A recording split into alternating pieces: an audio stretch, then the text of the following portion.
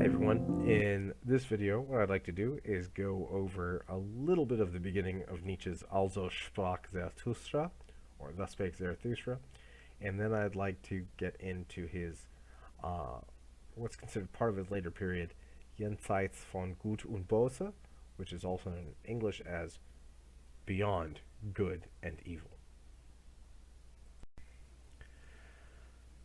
That brings us now to Jenseits von Gut und Böse, or Beyond Good and Evil, prelude to a philosophy of the future, saying this is where the philosophy of the future will take us, kind of expanding upon the theme of Also Sprach Zarathustra.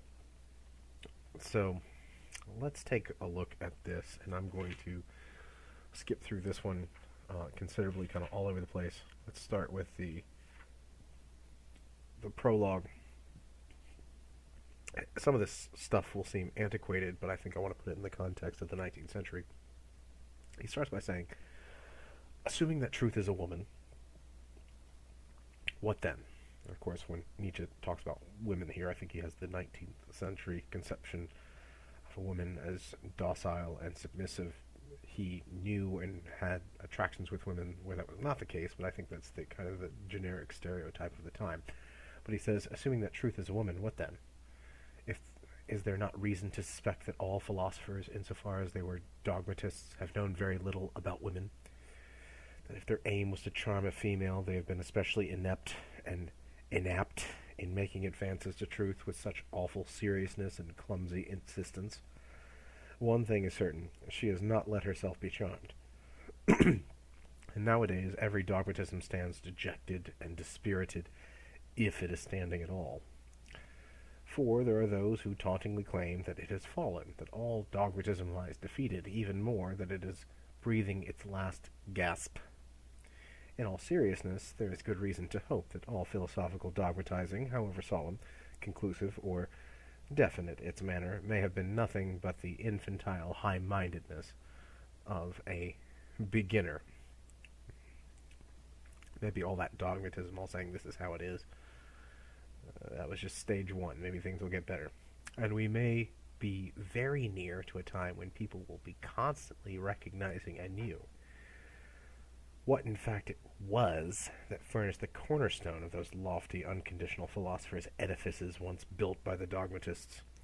Some folk superstition from time immemorial, such as the superstition about souls, which even today has not ceased to sow mischief as the superstition about the subject and the ego.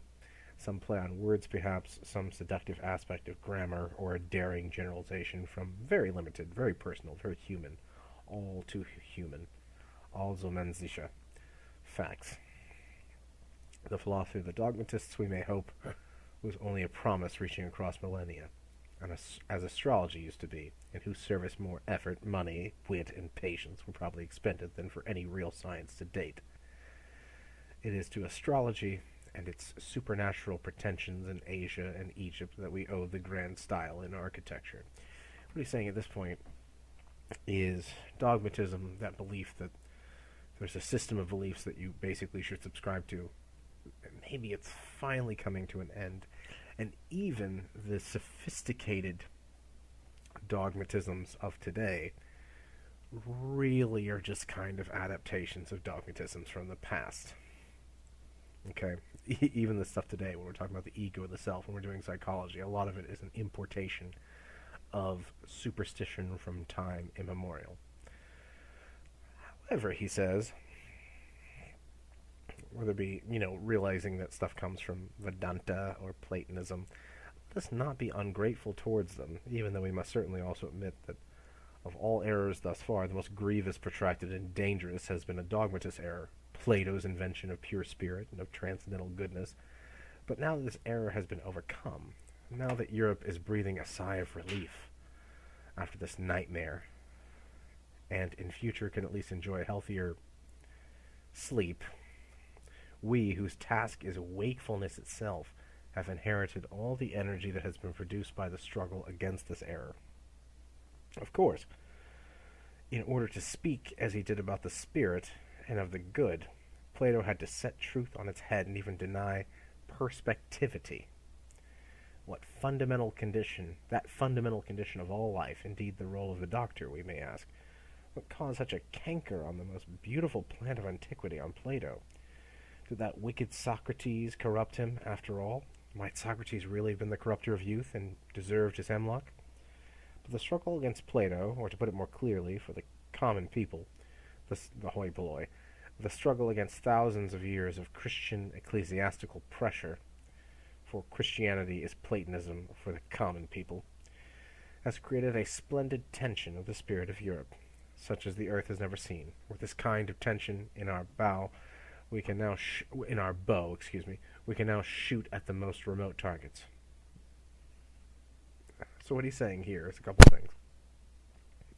One, the problem with dogmatism, especially Plato, Plato focusing on absolutism for everything. There is some kind of specific, ideal, absolute form in the words of Plato, that he denies perspectivity, that there's a kind of truth in our perspectives, that there's, for example, if I'm looking at an object, for example, across the room from me right now, or even right now, I can see on my screen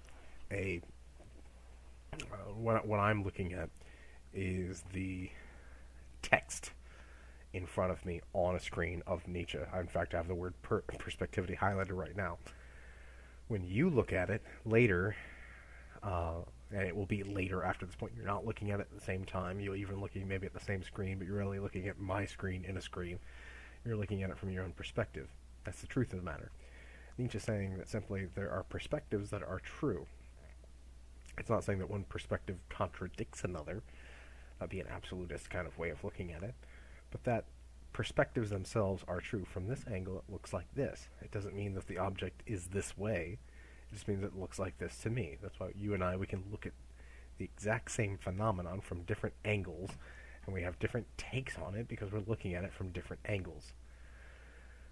That is the kind of gist here of where he's starting in Beyond Good and Evil. Let's move on to section 1.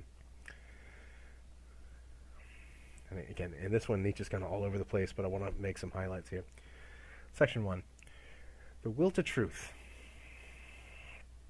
which will seduce us yet to many a risky venture, that famous truthfulness about which all philosophers today have spoken with deference, like the love of truth, like Pontius Pilate, ti estin aletheia, quid est veritas, what is truth, in Greek, Latin, respectively.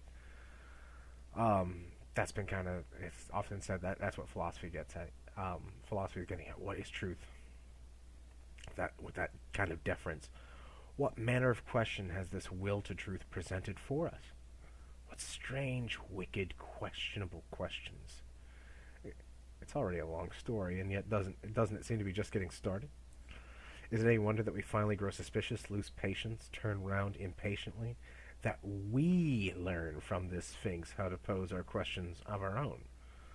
Who is actually asking the questions here? What is it in us that really wants to get at the truth? It is true that we pause for a long time to question the origin of this will, Ursache. It is true that we paused for a long time to question the origin of this will, until finally we came to a complete stop at an even more basic question. We asked about the value of this will. Given that we want the truth, why do we not prefer untruth and uncertainty, even ignorance? The problem of the value of truth appeared before us, or did we appear before it? Nietzsche is asking the question here, okay, we've always thought of truth as a big deal. Why? What undergirds this desire for truth?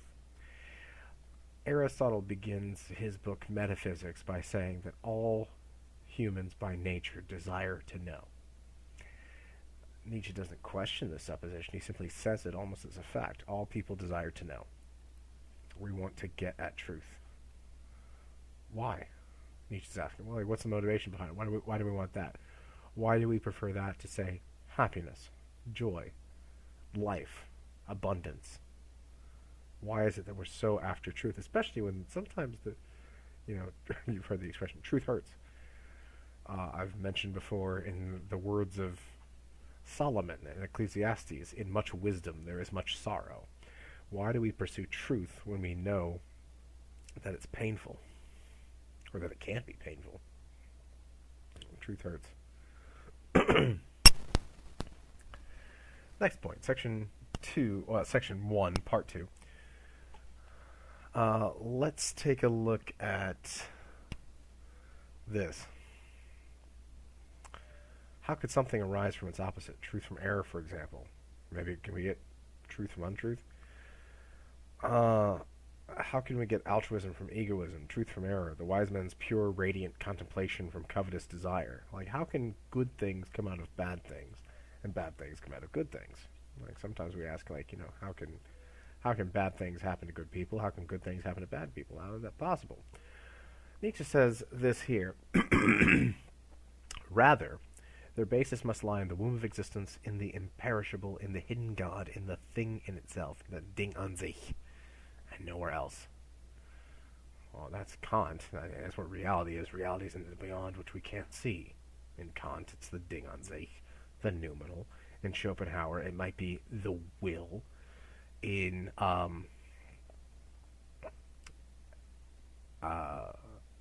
Anaximander, it might be the apeiron, right? There's something beyond that we can't see. That's what reality is, and the stuff that we can't talk about. Wittgenstein, 20th century philosopher, ends his Tractatus Logico-Philosophicus by saying, "Whereof we cannot speak, we must remain silent." Are you talking about something you can't talk about? Shh, don't talk about it. Judgments of this kind constitute the typical prejudice by which we can always recognize the metaphysicians of every age. This kind of value judgment is at the back of their logical proceedings. From out of this belief of theirs, they go about seeking their knowledge, which they end by ceremoniously dubbing the truth. The metaphysician's fundamental belief is the belief in the opposition of values. So what he's saying here is this, that what people do who have systems of truth is they already from the get-go say, here's what my truth system is, and then they try and go confirm their truth system or their system in light of what they already believe. Christians do this. Okay, I'm a Christian. I believe this is the case. What's going on here? This must be explained in terms of sin. Muslims do this. This must be explained in terms of opposition between the Islam and the Jihad. All right, the world of conflict and the world of Islamic submission. Scientists do this by saying, materialists do this by saying, this must be explained in terms of materialistic forces, and if you're doing anything beyond that, you're wrong. So what he's saying is that people that go after truth actually already go in presupposing their truth systems and then trying to confirm, and that's what knowledge is. Knowledge ends up being a confirmation of biases. And then he says this, the metaphysician's fundamental belief is in the belief of the opposition of values. People that are really big in their truth systems are always saying that really what's going on here is there's lots of competition. We're always like, no, here these other people are wrong, and here's why. And everything's in conflict. There's conflict everywhere, and the conflict is between systems. And so you might think, well, isn't Nietzsche kind of saying he's in kind of conflict here? Yeah, but he doesn't have a truth system in the same way. He's not saying, here's a bunch of things that you should believe, and this is right, and you should go into it, guns blazing. But he is saying that that's how dogmatists approach reality. They have a truth system. They say, this is how it is. And if you're wrong, and I'm going to oppose you with every fiber of my being. I can see a lot of examples like that in the political world today. But he's saying, really, if you're after knowledge and truth, there's a certain skepticism that you should have, which these people don't. He says, however much value we may ascribe to truth, truthfulness, or altruism, it may be that we need to attribute a higher and more fundamental value to appearance, the way things are, not how we think things are, but how they appear to us. The will to illusion, that's going to be an important word for Freud. Okay, shine, related to like shine in the verb, like almost like the way things look. That is the way the light shines on it. In English, you might think that's the way illusion is, shining. I think it's related to Sehen and Ausgesehen, the way things look, the way things appear to us. to egoism and desire. It could be even possible that the value of those good and honored things consists precisely in the fact that in an insidious way they are related to those bad, seemingly opposite things, linked, knit together, even identical perhaps. Perhaps. But who is willing to worry about such dangerous perhapses? We must wait for a new category of philosophers to arrive, those whose taste and inclination are the reverse of their predecessors.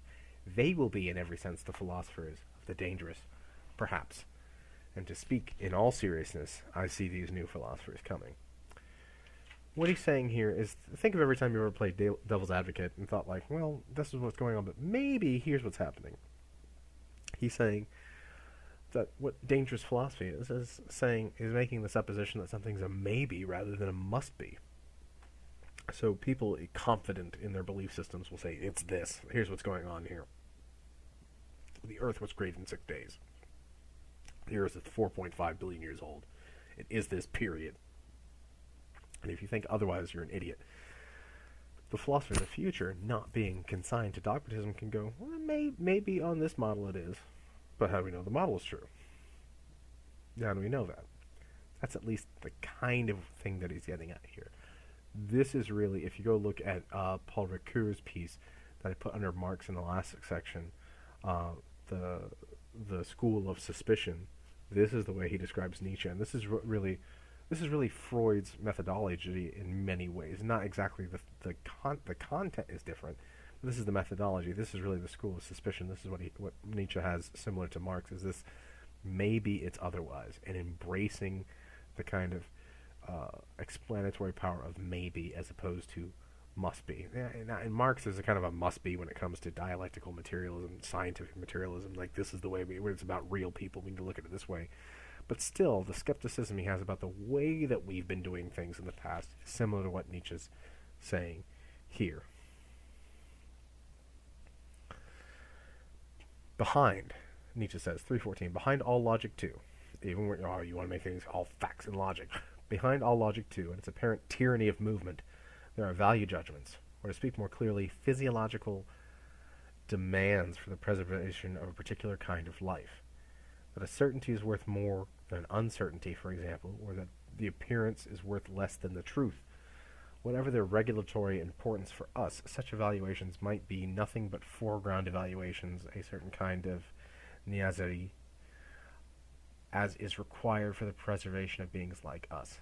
Given that is, that man is not necessarily the measure of all things, quoting Protagoras there. So what he's saying here is often we have like a court of appeals with logic. Sometimes people are illogical and we don't like it. But we look at logic as often the be-all, end-all of truth. What he's saying here is, why do that? Why must logic be the be-all, end-all? And there's the fact that we have kind of a logocentrism sometimes. This is something that comes up today in critiques of modernism, whether it be postmodernism or post-colonialism or stuff like that, sometimes you'll see this language of, a kind of logocentric way of looking at things is often a ethnocentric, white, male, cisgendered way of viewing the world is taken to be obvious, when in fact it's not. There are different narrative perspectives. Now, Nietzsche's not saying that exactly here, but that kind of critique, the way that it's being spun here, is kind of found in Nietzsche. Like, why do we take the way that the world must be, saying that often Western civilization is the best, and we have we the West have the right ways of describing the world because it's logical. Why is logical the best? Well, because it's the best. Well, because it gets things accurately, can do stuff with it. Well, why? Isn't that kind of a bias already? No, it's just awesome. Nietzsche's already saying, well, the fact that we do that unquestioningly is a kind of dogmatism. And listen to what he says here, section 1, part 4. We do not object to a judgment because it's false, just because it's false. This is what's strange about our new language. Like, he's coming up with something beyond what's normal here.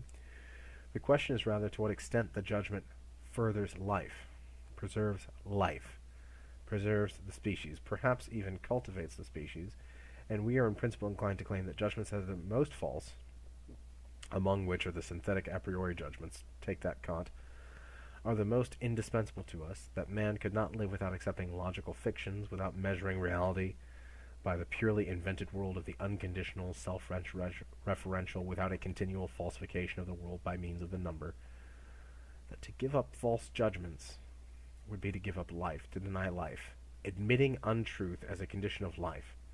That means to resist familiar values in a dangerous way, and a philosophy that dares this has already placed itself, jenseits von Gut und Böse, beyond good and evil. What he's saying here is not just talking about logic, but the way that we think about our truths. Like, are our truths inimical to us? Do they harm us? The things that we say are true? Like right now, like, well, I don't believe in vaccines, and I don't believe in viruses. They don't exist. If I just think hard enough and believe hard enough, viruses won't hurt me. Will that belief preserve life? No. So stop it. So there's almost a kind of pragmatism here in Nietzsche. Pragmatism, at least in this sense, that whatever preserves life is good, and if there's anything that's inimical to life, antithetical to life, and to you can say the preservation of the human species, not for its own sake necessarily, but anything that's inimical to life or opposed to life, you gotta let go of. Stop it. Don't harbor the things that are destructive. Again, previewing Freud, Todestrieb, the death drive. Stop it. Preserve and hone the things that are productive to life. 6. Little by little, I came to understand what every great philosophy to date has been, looking at the philosophy of the past. The personal confession of its author, a kind of unintended and unwitting memoir. And similarly, that the moral or immoral aims in every great philosophy constituted the actual seed from which the whole plant invariably grew. Whenever explaining how a philosopher's most far-fetched metaphysical propositions have come about, in fact, one always does well and wisely to ask first what morality is it he's aiming at.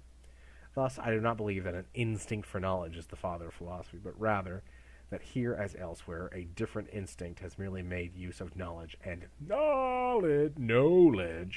There's a joke there, even in the German, as opposed to Erkenntnis and Verkenntnis as its tool. So what he's saying is that when it comes to philosophical positions throughout history, whether it be Plato or Aristotle or Augustine or Kant or Schopenhauer or whomever, he's saying really first, look at what they say, and if you really want to get at why they're saying it, like, what are they saying about morals underneath it? What are they saying we should do? And that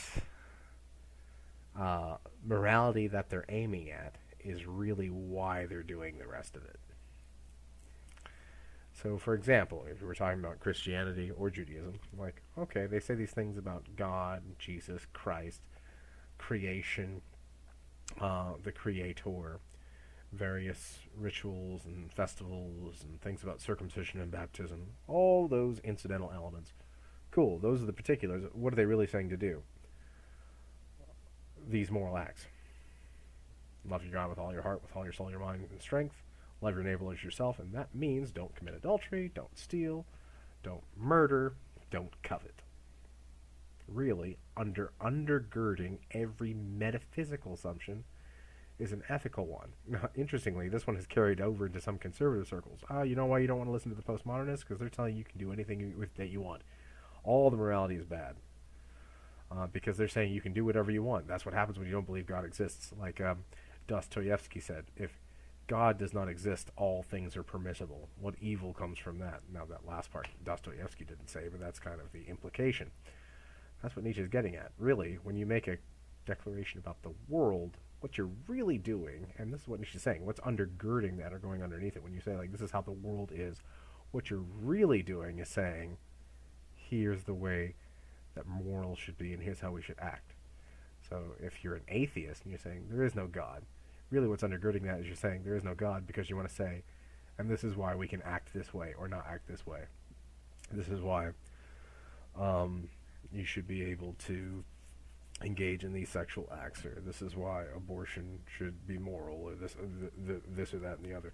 And if you're a Christian, when you say things like, well, God is triune, it's really so you can say that, well, what God has to say about sexuality is what we should do. Really, the morality is what you're aiming at, and all the other stuff is simply to back up the ethics that you want to see in the world. That's what Nietzsche's saying at this point. And it's not just the moralist. Consider the scholar and your interests. So listen to what Nietzsche says here. That is why a scholar's real interests generally lie elsewhere entirely. In his family, say, or in the acquisition of wealth, or in politics. Indeed, it is almost a matter of indifference whether his little machine is located in this branch of science or that, whether the promising young worker turns out to be a good philologist or a mushroom expert or a chemist. What he eventually becomes does not distinguish him. About the philosopher, conversely, there is absolutely nothing that is impersonal. It is above all his morality, which decidedly and decisively who he is. That is, in what hierarchy the innermost drives of his nature are arranged.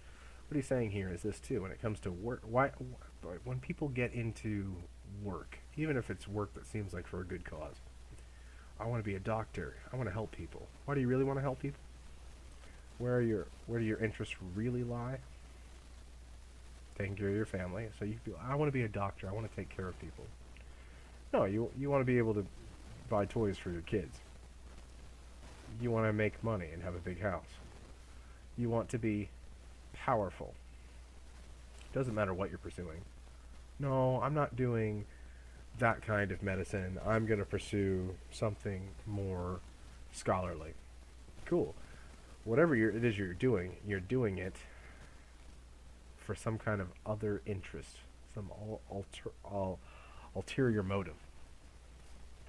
Now, what Nietzsche's hinting at here is the notion of the Willzermacht, the will to power. Like, whatever you do that you think is noble, you're really doing it for some underlying reason. You're not just doing it for the sake of... No one does it. What Nietzsche's saying, at least at this point, no one does anything for the sake of knowledge. People aren't talking about knowledge for the sake of getting at truth. It's either to enforce moral values upon others or to impose them. I want you to act... When we talk about truth systems, whether it be materialistic truth systems, modernistic truth systems like scientific explanations, whether it be pre-modern explanations like religious explanations, whether it be Christians, Muslims, Jews, Hindus, Buddhists, Taoists, what have you. When we make those claims about here's the way the world is, we're really doing that so we can say, here are the ethics that you should believe because I like them. Whether it's a religious perspective or a scientific or materialist perspective, that's what we're doing. Furthermore, the motivations that we have, the jobs that we want to pursue, why do we really want to pursue them?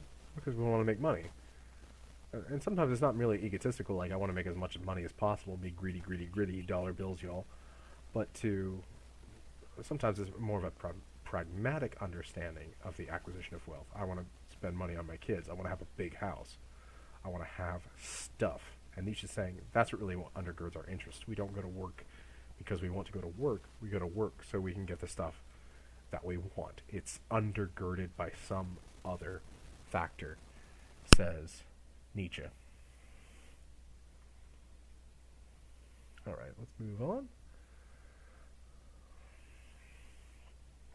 Wait, what about the people who say, no, we're just going to go with the flow. We want to live according to nature. Oh, you noble Stoics. What deceit lies in their words. Okay, and he's thinking like, if you look at the opening to Epictetus's Enchiridion, some things are up to us, some things are not up to us. It's just, you got to do it. So that's the pure Stoic version. There's sometimes a kind of Christian Stoicism, which is that, like Job, the Lord gives and the Lord takes away, blessed be the name of the Lord. I don't know what's going to happen, but I'm just going to roll with the flow. Oh, you want to do that, huh? What deceit lies in these words? Imagine a creature constituted like nature, prodigal beyond measure, neutral beyond measure, with no purpose or conscience, with no compassion or fairness, fertile and desolate and uncertain, all at once. Imagine indifference itself as a power.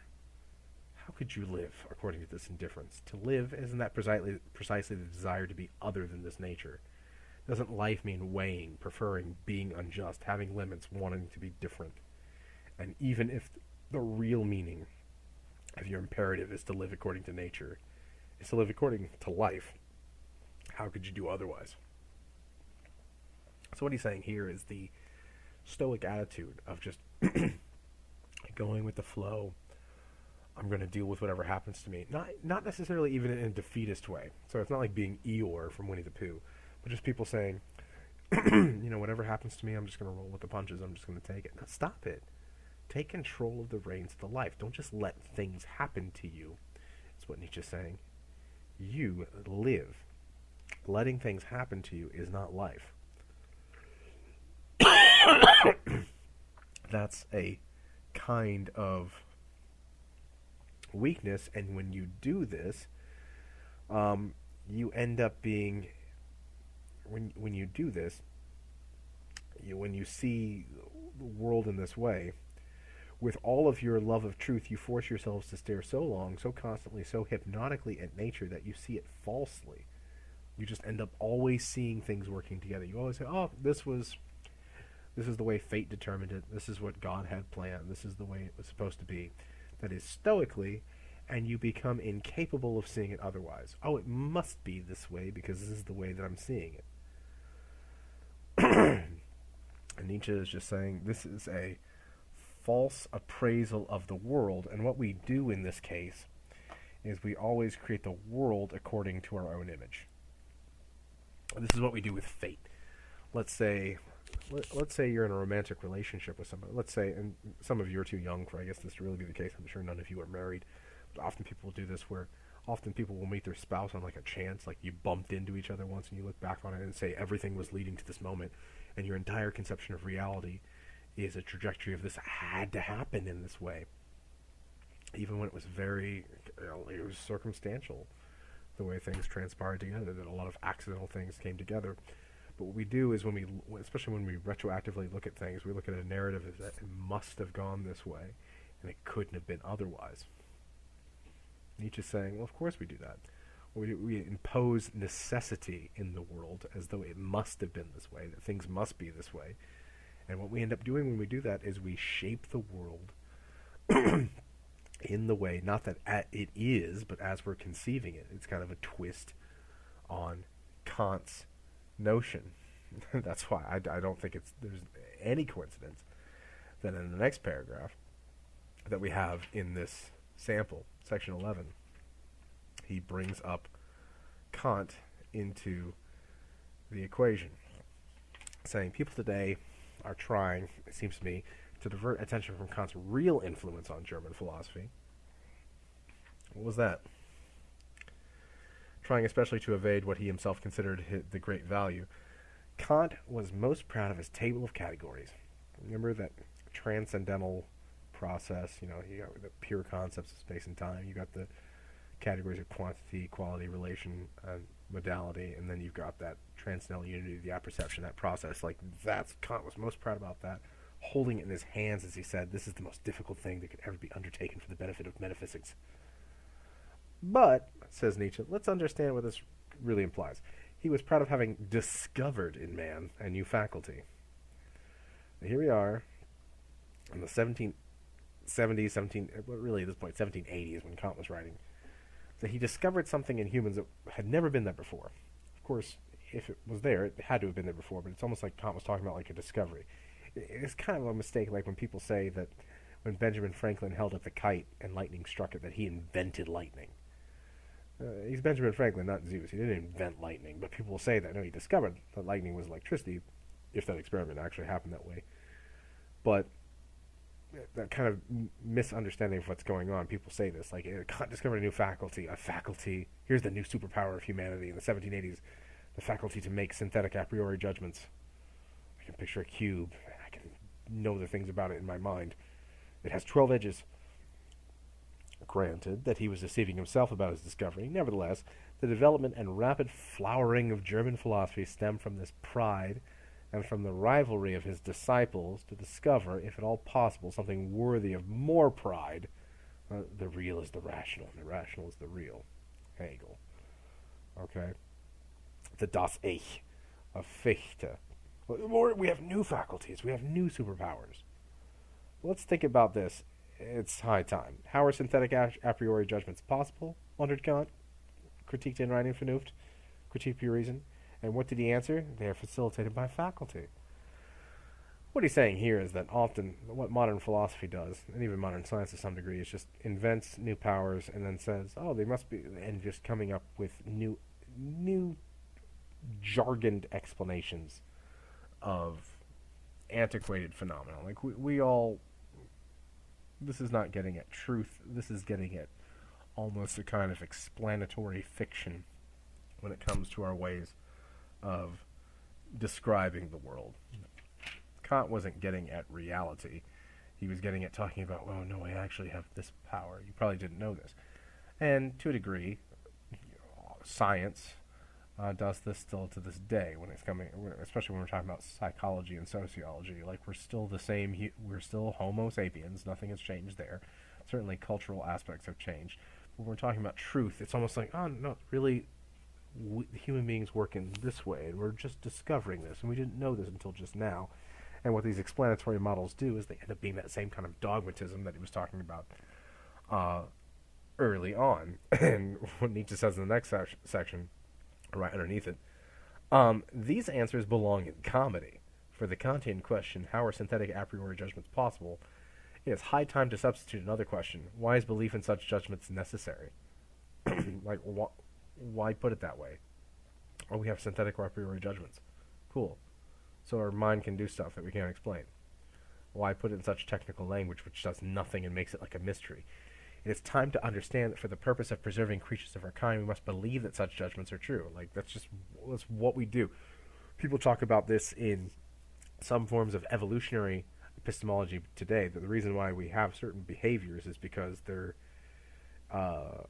helpful for survival. The reason why we have certain beliefs might be that they're helpful for survival. For example, and I'm oversimplifying, often people think like babies and puppies are cute, and so supposedly some of the science behind it is that because we think of things with big eyes as cute, and so we end up doing like the whole, oh, it's so cute. Why do we do this? Well, some, I think, evolutionary biologists have studied that the reason why we end up thinking of things with like babies with big eyes or puppies with big eyes as cute is because babies are super annoying. They cry constantly. They're whining. They bite. They do terrible things. And you can think of our early human ancestors listening to a bunch of crying at 3 o'clock in the morning, going, you know what? I think I'm going to kill this baby. But that belief that they're cute. Like, oh, you know what? It's making so much noise, but it's just okay. We do that with puppies, maybe with kittens, maybe with anything that we find cute. We just go, oh, it's so cute. I couldn't do anything to it. And what that makes us do is not harm it, which lends itself to survival. So it ends up being, even though we have reasons about it, like we do this because it's cute, really what's underlying the notion of cuteness is a sense of survival. It's analogous to what I was talking about with regard to sexual desire last time. We can have our sexual proclivities, but really what's undergirding the desire is a desire to reproduce. That's why judgments are necessary. That's what we should get at, Nietzsche's saying.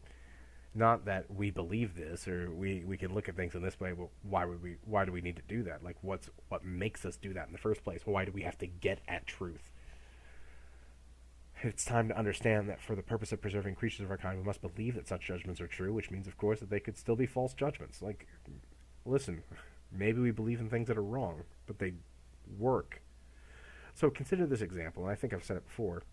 Let's say, for example, in terms of just ontology, let's imagine that the world, the planet Earth, is actually a flat disk. It is flat like a hockey puck, or a pancake, or a platter. It's flat. Let's say we could prove that it's flat, and let's say that it actually is.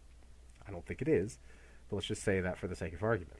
Even if that's true, if all the models that we have are based on a round Earth, it doesn't matter if the Earth is flat. We still have to project it as if it weren't. We still have to do our math as if it's not. So the truth in terms of reality doesn't matter. The truth that works is what's important, and that's what Nietzsche's getting at here. Stop thinking about truth as a capital T. This is the way it is, and the way things are matters in and of itself. Like knowing that is what matters. No, there's a sense of utility here. What's useful? Maybe we believe things that are wrong, and that's what gets us going. I refer you to William Clifford on this point, maybe to some degree.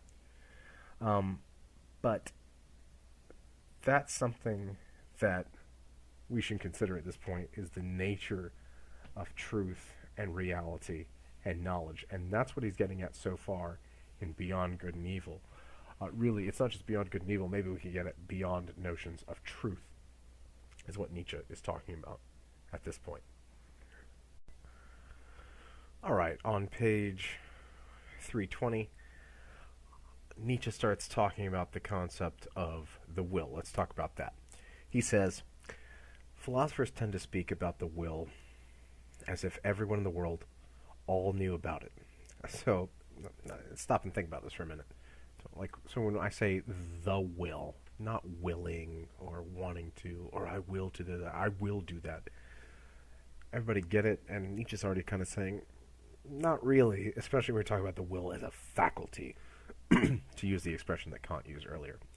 Even Nietzsche's early hero, Schopenhauer, he says, Schopenhauer even suggested that the will was the only thing we actually do know through and through, know without additions or subtractions, but I continue to think that even in this case, Schopenhauer was only doing what philosophers simply tend to do, appropriating and exaggerating a common prejudice.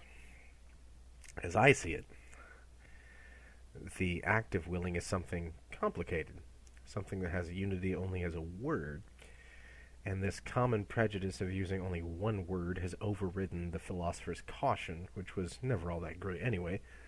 So let's be more cautious for once. Let us be unphilosophical.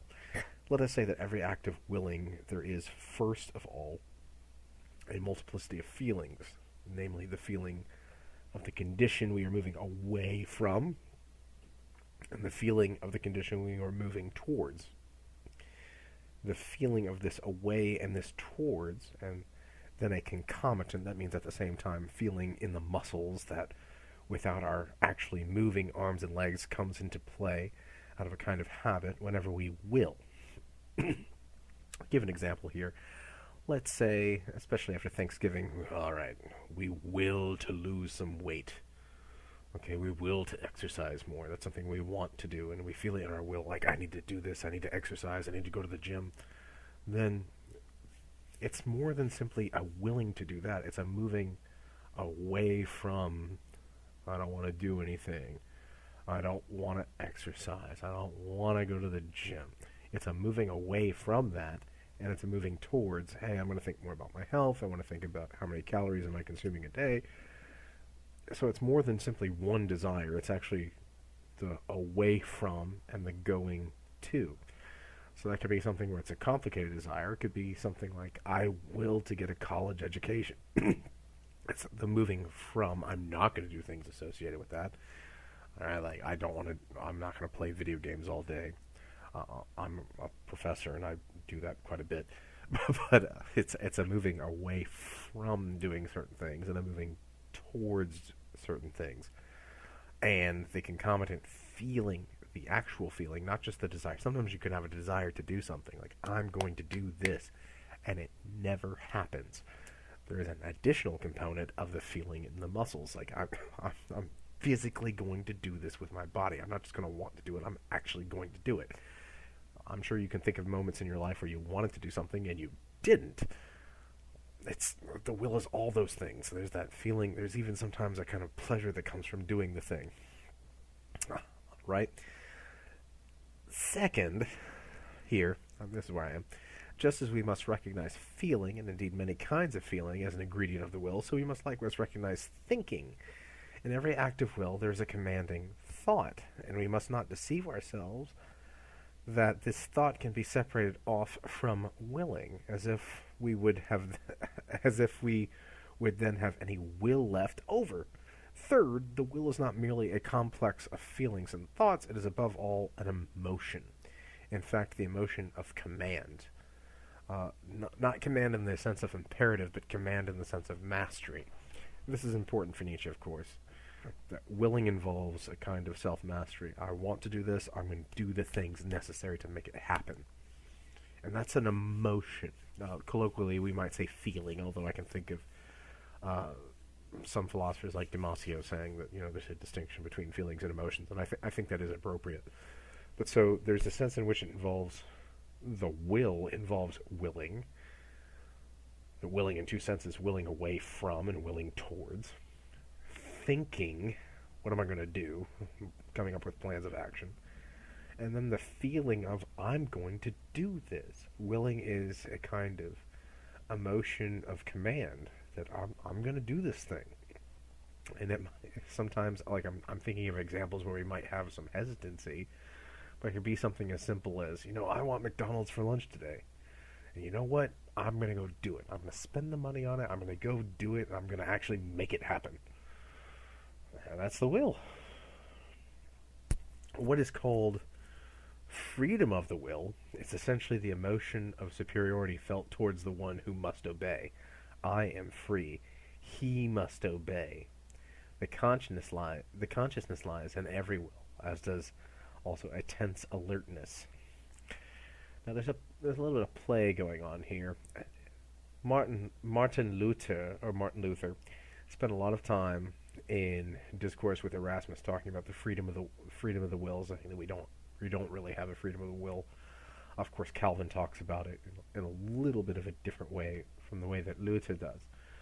Well, there's something going on there in Christian thinking about we have the freedom to choose Christ for ourselves. We have the freedom to be believers. It's a bit of a play on that, but in the post-Reformation world, the notion of freedom becomes much more vast. And Nietzsche is saying here, there's a sense in which we talk about free will. Well, we don't really have that exactly. There's not really a free will, because this consciousness lies in every will. There's also a tense alertness, a gaze concentrated on the one thing alone, an unconditional assessment that now we must have this and nothing else. When you have that strong desire, I'm going to do this, an inner certainty that obedience will follow, and everything else that goes along with that condition of giving commands. A person who wills, this person is commanding a something in himself that obeys, or that he thinks is obeying. You might think you're willing something. You know what? Let's say you've been thought to yourself, you know what, people keep saying I'm mean, maybe I'm kind of a mean person, maybe I got mad really easily. I am going to get less angry. I'm going to do it. I'm less angry now than I used to be. But if you ask anyone that knows you, you're still just as angry, and you get just as angry, but I've willed it. We don't have the kind of freedom that we think we do, and even the things that we choose to follow, we don't really choose to follow them. So if we're doing something like, it's after Thanksgiving, I want to lose weight, I'm going to do that. Well, that doesn't happen in a vacuum. It happens in the context of various things, and we can have will desires that we don't follow. This happens with addictions, for example. If someone, for example, has a nicotine addiction and says, I'm not going to smoke. I'm not going to do it. I think about it. It's bad for my health. I'm not going to do it. And then they have the feelings creep in. Oh, I really need a cigarette right now. It's not a matter of self-mastery, the lack thereof, maybe to some degree. But it's not something that we're entirely in control of. We're not entirely in control of our will. There's some things that we desire that maybe to some degree we wish we didn't desire. Maybe we want something, oh man, I wish I didn't want that. Like I said in the case of addiction. Let's say someone's an alcoholic. I really want to take a drink right now. I just want to get an escape from this. I don't want to, but I do want to. Well, now we have two separate wills going on. Some philosophers call this first order and second order wills. Like, I want to do something and I don't want to do something. I even think of the language of Romans 7, or the Epistle of the Romans in the New Testament, chapter 7, by the Apostle Paul. The very thing I will to do, I don't want to do. And those things seem in conflict. What Nietzsche is saying here is the notion of the free will, commonly understood, not a thing. because also we think of the self, the das Ich, the I, as a single entity that has some kind of ultimate control. He says this. On the other hand, we are in the habit of ignoring or overlooking the division by means of the synthetic concept I, me, as though we're complete unity. We are messed up. We are patches. We have various kinds of proclivities. As already said, with certain desires, we can want one thing and want another at the same instance. I want this, but no, I don't want that. All right, imagine. I think of like the pulling the petals off a flower. She loves me not. She loves me not. Oh, I want this, but I don't want this. Oh, this thing, but not this thing. Thus, a whole series of erroneous conclusions and therefore of false assessments of the will itself has been appended to that willing in such a way that the person who wills now believes with complete faith that the willing is enough for action. This is also kind of making fun of Kant's ethics a bit, where there's a lot of focus on intention, that if I think something hard enough, it's going to happen. If I, you've heard the expression probably mind over matter.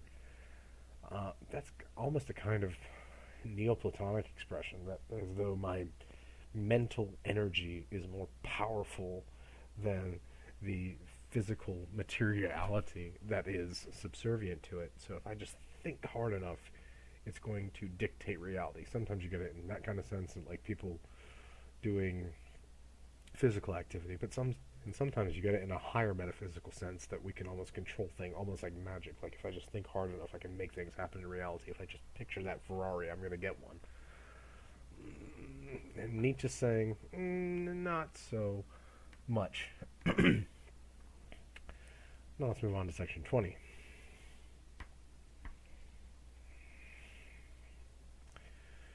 Here he talks about the notion of language. He says, under some unseen spell, I'm going to start right here and move to here. Let's see. Let me go ahead and highlight it. There we go. Under some unseen spell, they always run around the same orbit. Philosophers, that is. However independent they may feel one from another, with their will to criticism, or that is to, say things are wrong, Marx, or to system, Hegel, something in them is leading them, driving them all to follow one another in a certain order, an inborn taxonomy. That is, we want to organize everything and classify everything, an affinity of concepts. We can just apply terms on the world. Everything's going to fit into the way we describe things. In truth, their thinking is much less an act of discovery than an act of recognizing anew, remembering anew, a return back home to a distant, ancient, universal economy of the soul from out of which those concepts initially grew. Philosophizing is thus a kind of atavism of the highest order.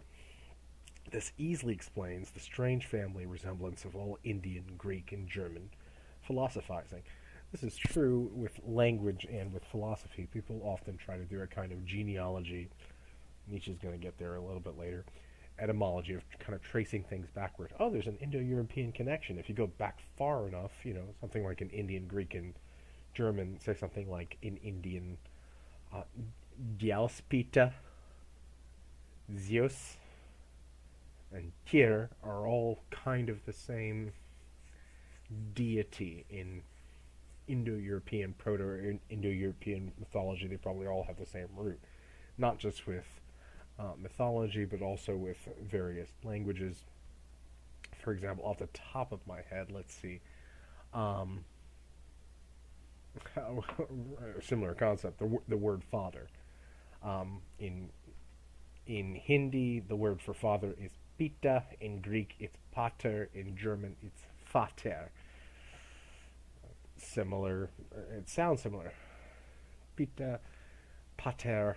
In Latin, it would be pater as well. A little bit different accent in German. Vater, like not exactly spelled the same way, different alphabets. The concept is shared. So what Nietzsche's saying here is that often we say there's a kind of family resemblance, which is a term that Wittgenstein would use, but there's kind of a genealogy of concepts that we use in philosophizing. Like there's if you go back far enough in terms of not just mythology but philosophy, what the Indians, the Greeks, and the Germans are doing is somewhat similar. And this presents he says, this is necessary for an analogous development and sequence of philosophical systems, which will inevitably be on hand from the beginning, thanks to the shared philosophy of grammar. I mean, thanks to being unconsciously ruled and guided by similar grammatical functions, just as the way to certain other possibilities for interpreting the world will seem to be blocked. What it seems to be Nietzsche saying here is, when we think of maybe, when you think of India and the ancient Greeks and the Germans, you might think of them as very distinct cultural sets, and they are. But nevertheless, there's a certain kind of etymological connection between them, and that produces a metaphysical connection between them. Well, you might think, say something like Hinduism, especially Vedanta, and Greek mythology, and say German Lutheranism are all different. Excuse me. But they share concepts in such a way that we can kind of see the genealogy between them. So say something like the the notion of duty, right? Like what you should do. If we look, now, it's not just grammatical here. Here it's kind of ethical. When we look at the notion of dharma in Vedanta, are you acting in accordance with your caste, especially when it comes to what the Upanishads and the Vedas say? We have the whole epic of the Mahabharata and the Bhagavad Gita, where Arjuna is like, I'm a warrior, but I don't want to be a warrior. And an avatar of Vishnu shows up and says, what are you doing? Do your job. In Greek, like Socrates says, you should be who you are. You should do what you're supposed to do. Do the right thing. Do your job. Christianity, do your job even if it's hard. Okay, Paul says, do what you're doing as though it were for the Lord, Hashem, Yahweh Elohim. Do it. And Nietzsche saying, well, the reason why we have a lot of shared concepts throughout the world, and C.S. Lewis, for example, says this in his book, The Abolition of Man. He has the whole back section of the book is called The Tao, where he says, look, we have all these ethical similarities throughout the world, where we basically have the same ethics. If you zoom in, the particulars are different, but the basics are the same. Nietzsche's saying, here's why. There's kind of a shared understanding here when it comes to concepts, and really this kind of background is undergirding all philosophy and conceptualization, is what Nietzsche is saying. Okay. Let's move forward a bit. Section 21. This, going back to the concept of the freedom of the will, this yearning for the freedom of the will in the superlative metaphysical sense, I'm free. This absolute notion of freedom. Sometimes it's in the Christian sense that I can, almost like a Methodist, like John Wesley, I can do what I want to do. I can choose Christ for myself. It could be in an absolutist sense, I can choose the things that I want to do in life. Like my choice is ultimate. That comes up especially in 21st century kinds of ethics. All right, this sense of choosing, this yearning for the freedom of the will, I'm going to do what I want to do in the superlative metaphysical sense, that unfortunately still prevails in the minds of the half-educated. You can't choose what you want. So someone that says, we have free will, we have freedom today, we can do whatever we want. Okay. Did you choose what era you were going to be born into?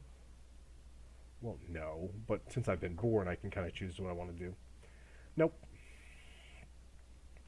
You didn't get to choose, and if you did, you have no knowledge of it, of what era you get to be born in. Furthermore, the conditions of your life that you found yourself in limit your choices.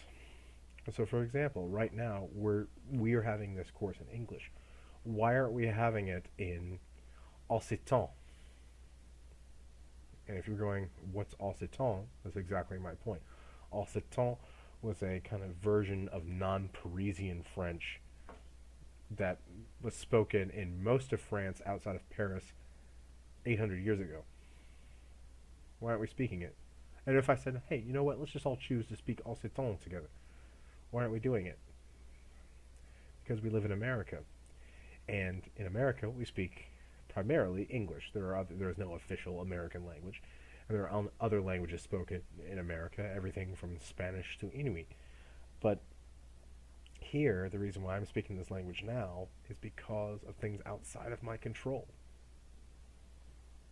I don't speak English because I chose it. It's not as though when I was 2 years old, you know what, I think I'm going to learn English as my primary language. That's not what happened. And for that reason, there's not a free will.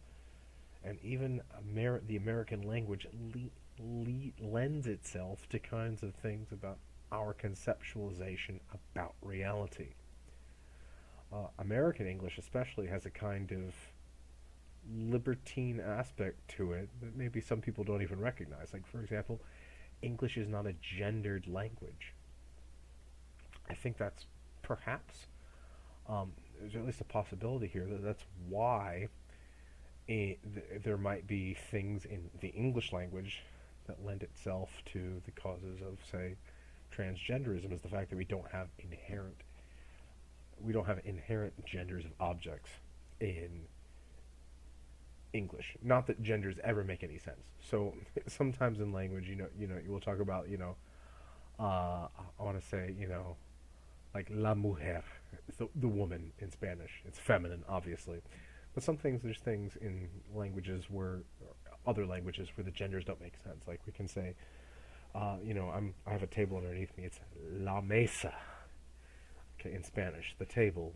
It's feminine. The same concept in German, der Tisch, the table, is masculine. So here we have it in one language, the concept is feminine, and in another language, the concept is masculine in a gendered language. Sometimes those genders do kind of bleed over into English. For example, I want to say the word nawem for like ship or boat in Latin. Nawem is feminine. That's why people in English refer to ships as she. Nawem is where we get, like, and it looks like navem if you read it. Like nawem, it means ship or boat. That's where we get our word navy. That's where we get like our words like nautical mile. But the word is feminine, but it bleeds over into English. That's why we refer to ships as she, where, like a pirate saying something like, she's a good ship, or something like that, because the word in Latin is feminine. In English, it's not. It's just the ship. We don't say the girly ship or the feminine ship or something like that. That's nonsense. But if people do refer to those, even though English is kind of liberated from those constrictions, to some degree, in others it's not. For example, the concept of God in English is always masculine for some reason, like he is God, and he might be capitalized, because in Greek, theos is masculine, Iesus Christos, Jesus Christ, is masculine, but interestingly, hagia pneuma, or hagia pneuma, in Greek, the Holy Spirit, is surprisingly a feminine noun. You probably don't know that, but nevertheless, it takes on masculine language. God is a man, even not just in Christ's incarnation, but in kind of a metaphysical sense. God is masculine. Those concepts are there, and often the concepts come to us through language, or through our linguistic conceptions. We just take it as obvious. We take the in itself as there is nothing of causal associations or necessities. So much we just buy into. And we buy into the mythology. The unfree will is mythology. In real life, it is only a matter of strong and weak wills.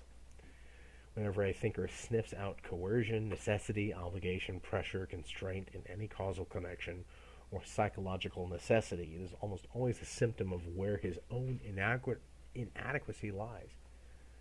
To feel this particular way is revealing. The person is revealing himself. What Nietzsche is saying here in terms of strength and weakness is that what strength is look at your will, look what you want to do, look at what you're doing. Do you see a match up there? You're strong. Weakness is, look at your will, what are the things that you want to do? Are you doing them? You're not?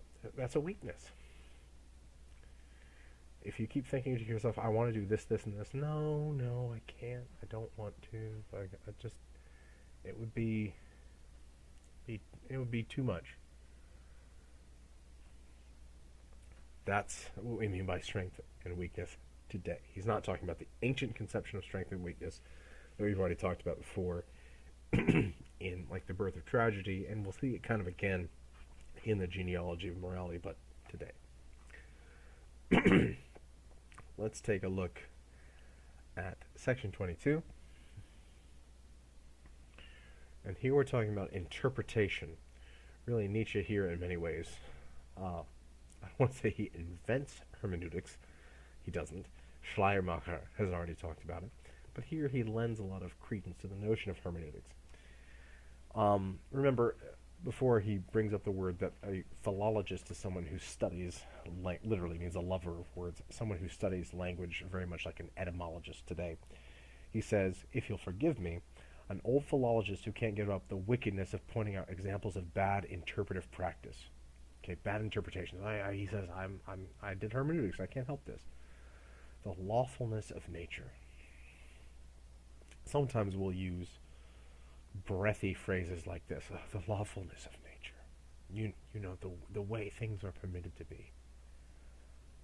That he says that you physicists speak so proudly of, as if this only exists by grace of your interpretations, your bad philology.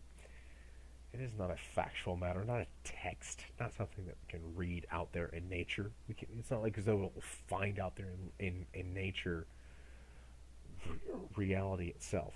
Similar to how, us living here in South Carolina and Georgia, it's not as though as if you go to the Savannah River, you're going to find in the middle of the river the words, South Carolina border, Georgia border, in the middle of the river. That kind of hard, concrete version of reality doesn't exist. It doesn't exist in other ways as well. Now, like when he says, you're not going to find a text like that. And when he says text, it really means kind of any representation. But think of it that way. Like, like if you look at a map of the United States, you're going to see all these lines and words. Like, here's the borders between states and countries, and here's, Texas over Texas. But if you go to Texas, you're not going to go in the middle of the desert and find a giant T, and then a giant E, and then a giant X, and then a giant A, and then a giant S, and so on. That doesn't happen that way. Factuality doesn't exist in that way. For the same reason that, and this can be a text as well, just like when we look at atoms. If you zoom into, say, a hydrogen atom, you're not going to find the proton, and then you're not going to find the electron just on the outside of it. It doesn't work that way exactly, but rather no more than a naive humanitarian concoction, a contortion of meaning that allows you to succeed in accommodating the democratic instincts of the modern soul. Equality before the law is everywhere. Nature is no different and no better than we are. This amicable ulterior thought once again masks the plebeian's enmity towards everything privileged and autocratic, as well as new and more subtle atheism. Ni Dieu ne maître. That's what you folks want too. So long live the law of nature, isn't that right? But as I say, this is interpretation, not text. This is the way that we take the world, not the way that it is in itself. And someone could come along with the opposite intention and interpretive skill who, looking at the very same nature and referring to the very same phenomenon, would read out of it the ruthlessly tyrannical and unrelenting assertion of power claims. Such an interpreter would put to you the universality and unconditionality in all will to power, Wille zur Macht, in such a way that virtually every word, even the word tyranny, it says trianny there. I'm fairly certain that's a typo right here. That should say tyranny, not trianny. would ultimately appear useless, or at least only as a modifying, mitigating metaphor, as sumensicha, too human. Yet, this philosopher too would end by making the same claims for his world as you others do for yours, namely that its course necessary, predictable, not because laws are at work in it, rather because laws are absolutely lacking, and every moment every power draws to its final consequence. And given that he too is just interpreting, and you'll be eager to raise that objection, won't you? Then all the better. So what he's saying here is, one, everybody kind of interprets things in their own way. We all think that the world is the way that it's supposed to be. And if we don't, say we have some kind of mythology, no, something's wrong with the world. It's sin. It's some kind of fracturing in reality. Okay? Sauron wasn't completely defeated in the second age, whatever it is. Nevertheless, we constitute the world in terms of the way that we constitute reality for ourselves. So he's kind of taking what Kant said here in terms of what we do in terms of space and time and those categories, and constituting it in another way, the way that, like the framework, basically the version, almost the operating system that we buy into of the world, the way that we think that the world is. We keep subscribing to that in other ways and projecting that out there, and so we think everything is necessary and predictable. Something bad happens, and we're Christians, of course, well, there's just sin. People don't know Jesus as their personal Lord and Savior. Okay? The world's getting hotter. Well, of course. Carbon emissions are going up. Ozone layer is diminishing. Of course it's going to be that way. This is not to say that those interpretations are wrong. They are just that, interpretations or perspectives or views. They don't necessarily constitute reality, like ultimately. When I say ultimately, let's say something like, let's say, the Earth is getting hotter. That is true. Maybe that is. That doesn't mean, that might mean the Earth is getting hotter. And maybe the Earth burns up in 200 years. That doesn't entail that the universe is getting hotter. Okay, it's not ultimate. It doesn't have to do with everything. And it's not ultimate. That's not the be-all, end-all. Okay, maybe Earth burns up and, the universe goes on. Or, even from a Christian interpretation, let's say all people are sinners. That's necessary and predictable. We all are sinners and predictable. Everyone's going to sin. Romans chapter 2. Cool. Then maybe everybody perishes on earth. Everybody burns in hell or goes to heaven and is redeemed. Either way, that happens. That doesn't mean that, an asteroid, somewhere between Uranus and Neptune is itself sinful. It's not ultimate in this way. That's an interpretation that we have that has to do with particular things in the world. So, until now, all psychology, that is the study of the soul and the study of people. I know we have a particular version of psychology at this point in time. A lot of that comes out of Freud. At this point, when we're talking about psychology, we just mean, originally it means literally of the logos, of the psyche, talking about the soul, sometimes talking about the self. What does Nietzsche say here? Until now, all psychology has been brought to a stop by moral prejudices and fears. It's not dared to plumb these depths. There's a certain sense in which I think that Freud actually gets his motivation maybe from this paragraph. I can't say that with certainty, but it seems to be the case that I think that may be true. That talking about the origin of the soul, the origin of the self, we always stop at talking about, like, what do we think is right and wrong, and what do we not like. Let's go deeper, is what Nietzsche's saying. If we may take previous writing as a symptom, it's a word Freud likes, and Marx is actually indirectly employed, what has to be suppressed. And then no one in his thoughts has ever brushed these depths as I have, as a morphology, something that changes, and evolutionary theory of the Willesmacht, the will to power. The force of moral prejudices has reached far into the most spiritual world, a world apparently cold and without premise. It has obviously had a harmful, inhibiting, blinding, distorting effect. A real physiopsychology must struggle with the unconscious resistance. Notice unconscious previewing Freud here. I think that's important. Resistances in the heart of the researcher. The heart is working against it. A conscience that is still strong and hardy will be distressed and annoyed even by a theory of the reciprocal conditionality of good and bad instincts, which seems to be a kind of subtle immorality, and even more by a theory of the derivation of all good drives from bad ones. But granted that a person takes the emotions of hatred, envy, greed, power, hunger as conditions for living. These are part of life. Sometimes you think that these things are bad. Hatred, bad. Envy, bad. Greed, bad. Power, hungry, bad. And he's saying this is part of life. You ever not like people? Hatred's a bad word. People you don't like, you wish you weren't in your life? You ever wish you had what others had? Envy and greed? Power hunger? Do you wish you were in charge sometimes? You ever had a boss that was in charge and you were like, oh gosh, if I were just in charge of this, I would do this so much better. That's power hunger. That's conditions for living. Would it make things better for you? That's these emotions.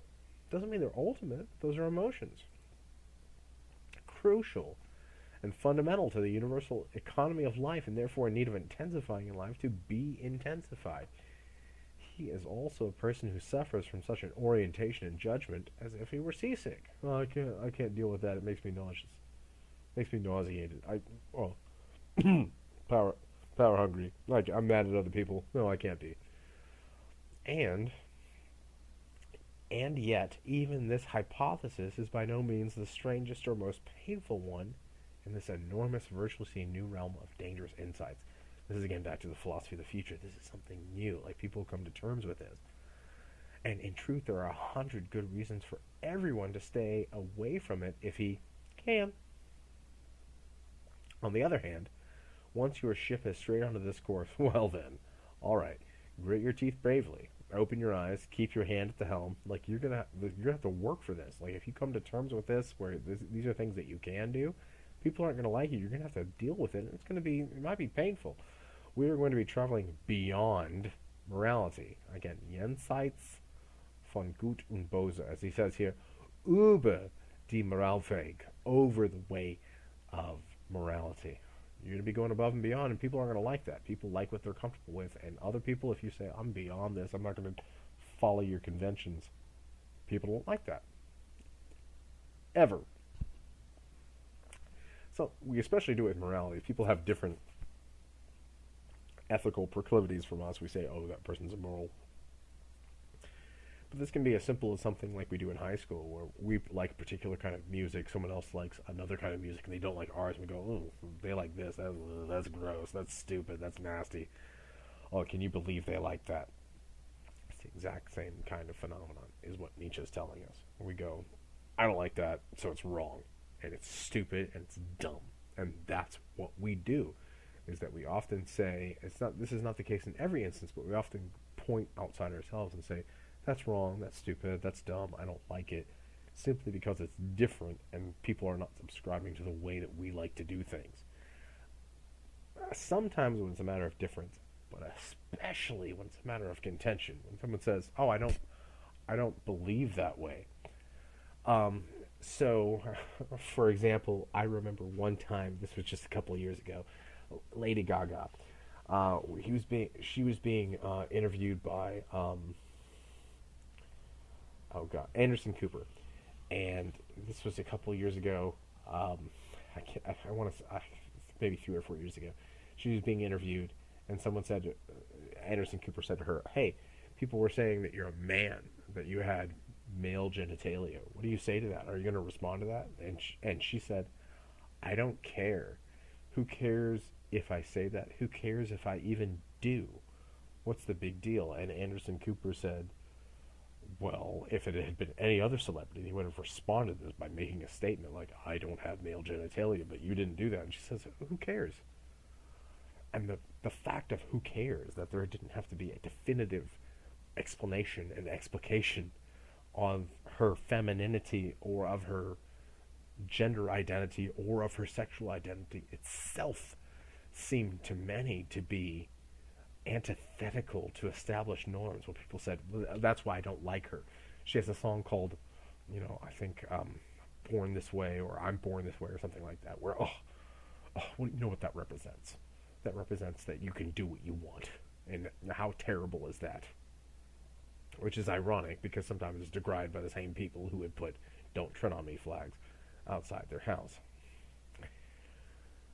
So, if you can, grit your teeth bravely, open your eyes, keep your hands at the helm. We are going to be traveling beyond morality. The morality that people think they like. He says the philosophy of the future is going to do things that people aren't going to like, because they're going to think it's different. They're going to think it's odd. They're going to think it's strange. They're going to think it's weird. They're going to think it's bizarre. They're going to think it's wrong. 100 years ago, heterosexual people, engaged in non-marital relationships that were sexual. Wrong. Children born from such relationships would be considered bastards. Now, if your parents are divorcees or they're not married today, you're probably not considered a bastard in a moral or a legal sense, but that's something of the past. Why is that diminished? Some of that's from Nietzsche. Your worth is not determined by ancient systems of merit from various kinds of just random social connections. Wedlock. Or something like that.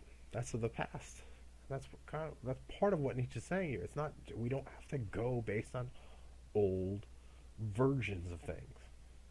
It's not, and Nietzsche's not saying, sometimes he seems to be saying this, it's not that all the old versions of things are bad, or that all the old versions of things are good. But the bad's got to go. Again, open your eyes, keep your hands at the helm. We're going to be traveling beyond morality. By daring to travel there, we may be in the process stifle or crush whatever remnant of morality we have left. But what do we matter? Never yet has a deeper world of insight been opened to bold travelers and adventurers and the psychologist who makes a kind of sacrifice. It is not the sacrificio del intelletto. Okay? As he says, sacrifice of the intellect, from Italian. Pardon my Italian. Quite the contrary. It may demand, at least, that psychology be recognized once again as the queen of the sciences, that used to be philosophy, which the other sciences exist to serve and anticipate. For psychology has once again become the way to basic issues. Not basic in the pejorative sense that you're talking about, but basic like the bottom of a triangle, like the fundamental bottom, like this is the gateway to everything. Now, we're about to move on to section 2. We're going to go through the next, in this video, I intend to go through the next couple of sections here. And then the next video will be on like the genealogy of morality, or the next video or videos, genealogy of morality, maybe a little bit of Ecce Homo and the Antichrist.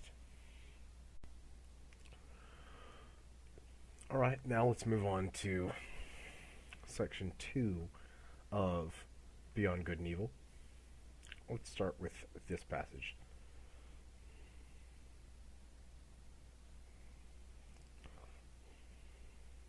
This right here. How have we managed from the beginning to cling to our ignorance in order to enjoy a life of almost inconceivable freedom, thoughtlessness, carelessness, hardiness, cheerfulness, to enjoy life? And only upon this foundation of ignorance, now as firm as granite, can our science be established, and our will to knowledge only upon the foundation of a much more powerful will, the will to no knowledge, to uncertainty, to untruth. not as the opposite of the former world, but rather as its refinement. For even if language in this case, as in others, cannot get past its own unwieldiness and continues to speak of oppositions where there are really only degrees of many fine differences of grade, even if we, the knowing, also find the words in our mouths twisted by the ingrained moral hypocrisy that is now part of the insuperable flesh and blood. Now and then we understand what has happened and laugh at how even the very best science would keep us trapped in this simplified, thoroughly artificial, neatly concocted, neatly falsified world. How the best science loves error, whether it will or not, because science, being alive, that is knowledge, loves life.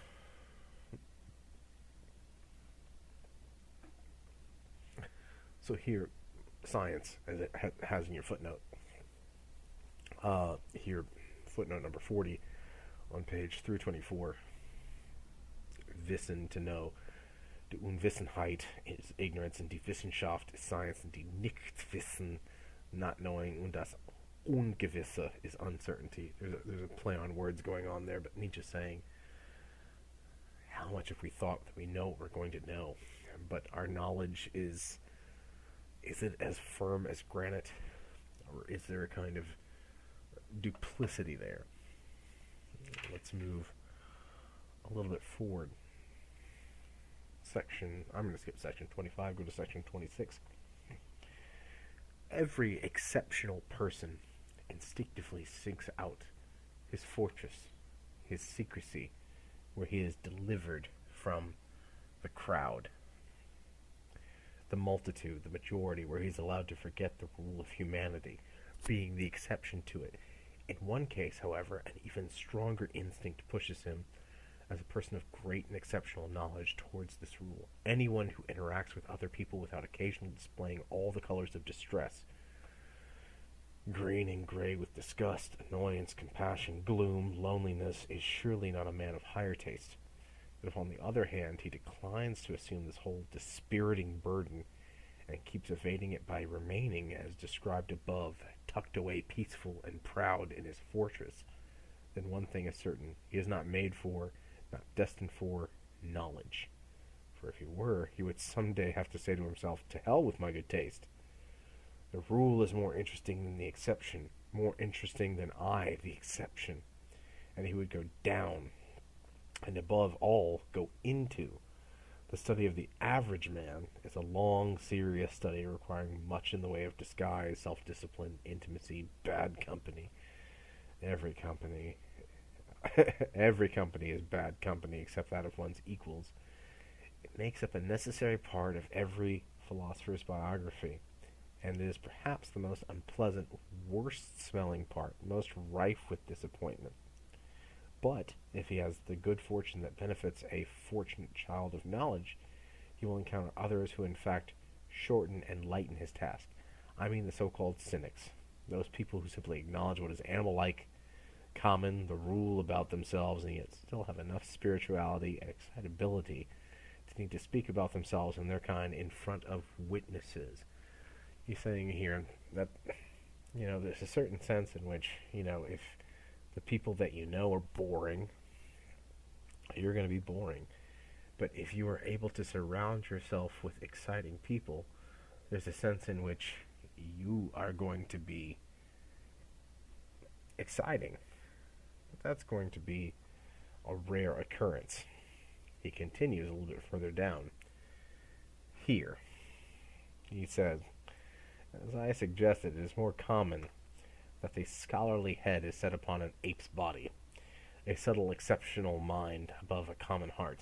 With doctors and the physiologists of morality, we find it especially often, and whenever someone speaks about human beings not bitterly but neutrally, as if we were talking about a belly with two different needs and a head with but one, whenever someone sees, looks for, and wants to see only hunger, sexual desire, and vanity, as if these were the only true motives for human behavior, whenever, in short, someone speaks badly about human beings, and not even wickedly, then the lover of knowledge must pay close and careful attention. He He must keep his ears open in general whenever people speak without indignation. So he's saying here, the person that just wants to classify everything, they don't necessarily make an indictment, but they say, oh, people are this way or people are that way. The person who says, oh, people, they just happen to do this, but they don't really have, they don't know. They're putting things into a framework. Again, Nietzsche's saying they're putting things into a system, and that systematization is problematic because it has a kind of reducibility to it. Section 29. Only a very few people can be independent. It is a prerogative of the strong. And when independence is attempted by someone who has the right to it but does not need it, we have proof that this man is probably not only strong but bold to the point of recklessness. Someone who goes above and beyond, I don't just need this, I want this. That person is strong, not just the person who says, I am strong, I've got a bunch of skills. The person says, I'm going to do something with this. That is strength. Section 32. During the longest age of human history, it is called the Prehistoric Age, an action's value or lack of value was determined by its consequences. In antiquity, the action itself was taken into consideration as little as its origin, more or less as in China today, where a child's distinction or disgrace reflects back onto the parent. Not necessarily true today, but a little bit there with the Nietzsche or Confucianism being in place. The retroactive force of the success or failure of an action determined whether people thought well or badly of it. Let us call this period mankind's pre-moral period. At this time, no one had heard of the imperative, know thyself, gnothe soton.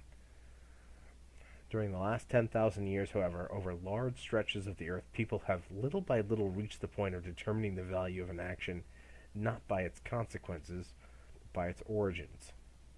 Kant. Christianity. Taken as a whole, this was a great event, a considerable refinement in perceptions and standards, with the unconscious influence of the dominance of aristocratic values and the belief in origins.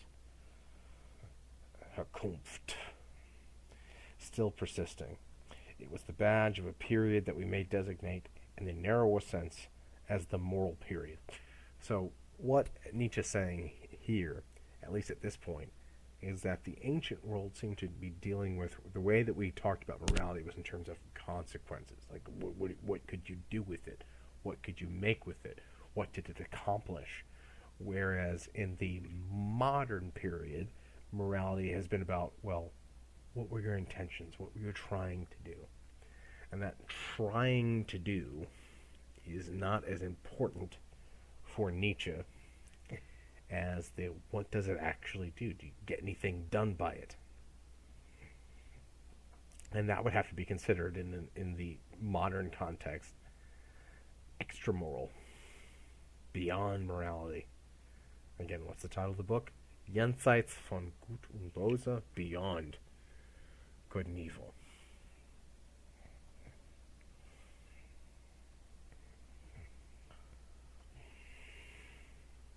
A little farther, he says this: in short, we believe that the intention is but a sign or a symptom, first of all requiring interpretation, and furthermore that it's a sign with so many meanings that as a consequence it almost has none in and of itself. We believe that morality, in its earlier sense, intention morality, was a prejudice, something precipitous or perhaps preliminary, something of the order of astrology or alchemy, but in any event, something that must be overcome. What he's saying here is that the notion of intention when it comes to morality is kind of like astrology or alchemy. So if we say something like, oh, you're really, you're a feisty person. Are you an Aries? Now, if I said that as a scientific reason, like you are angry, therefore you must be an Aries, is similar to saying, someone did this, that therefore must have been their intention. To look at things reducible to intention at the expense of the consequence is the same kind of almost an astrological reductionism. It doesn't make sense. It doesn't get at things rightly. So, section 34, let's look at this, no matter what philosophical standpoint you may take these days, looking out from any position, the erroneousness of the world we think we are living in is the most certain and concrete thing our eyes can fasten on. We find a host of reasons for it, reasons that might tempt us to speculate about a deceptive principle in the nature of things. This is part of his theme here in this book. Think about this. Looking at the world, really the only thing that should come to us is the fact of how wrong we are in thinking about our certainty and looking at things in a concrete way. And further, thinking about their nature. There's a kind of mistake inherent in doing this. That we're not getting at reality. What Nietzsche's been continuously saying here is we're getting at a perspective of reality, not itself a sad caricature of sorts of reality rather than it in itself. Nietzsche says this.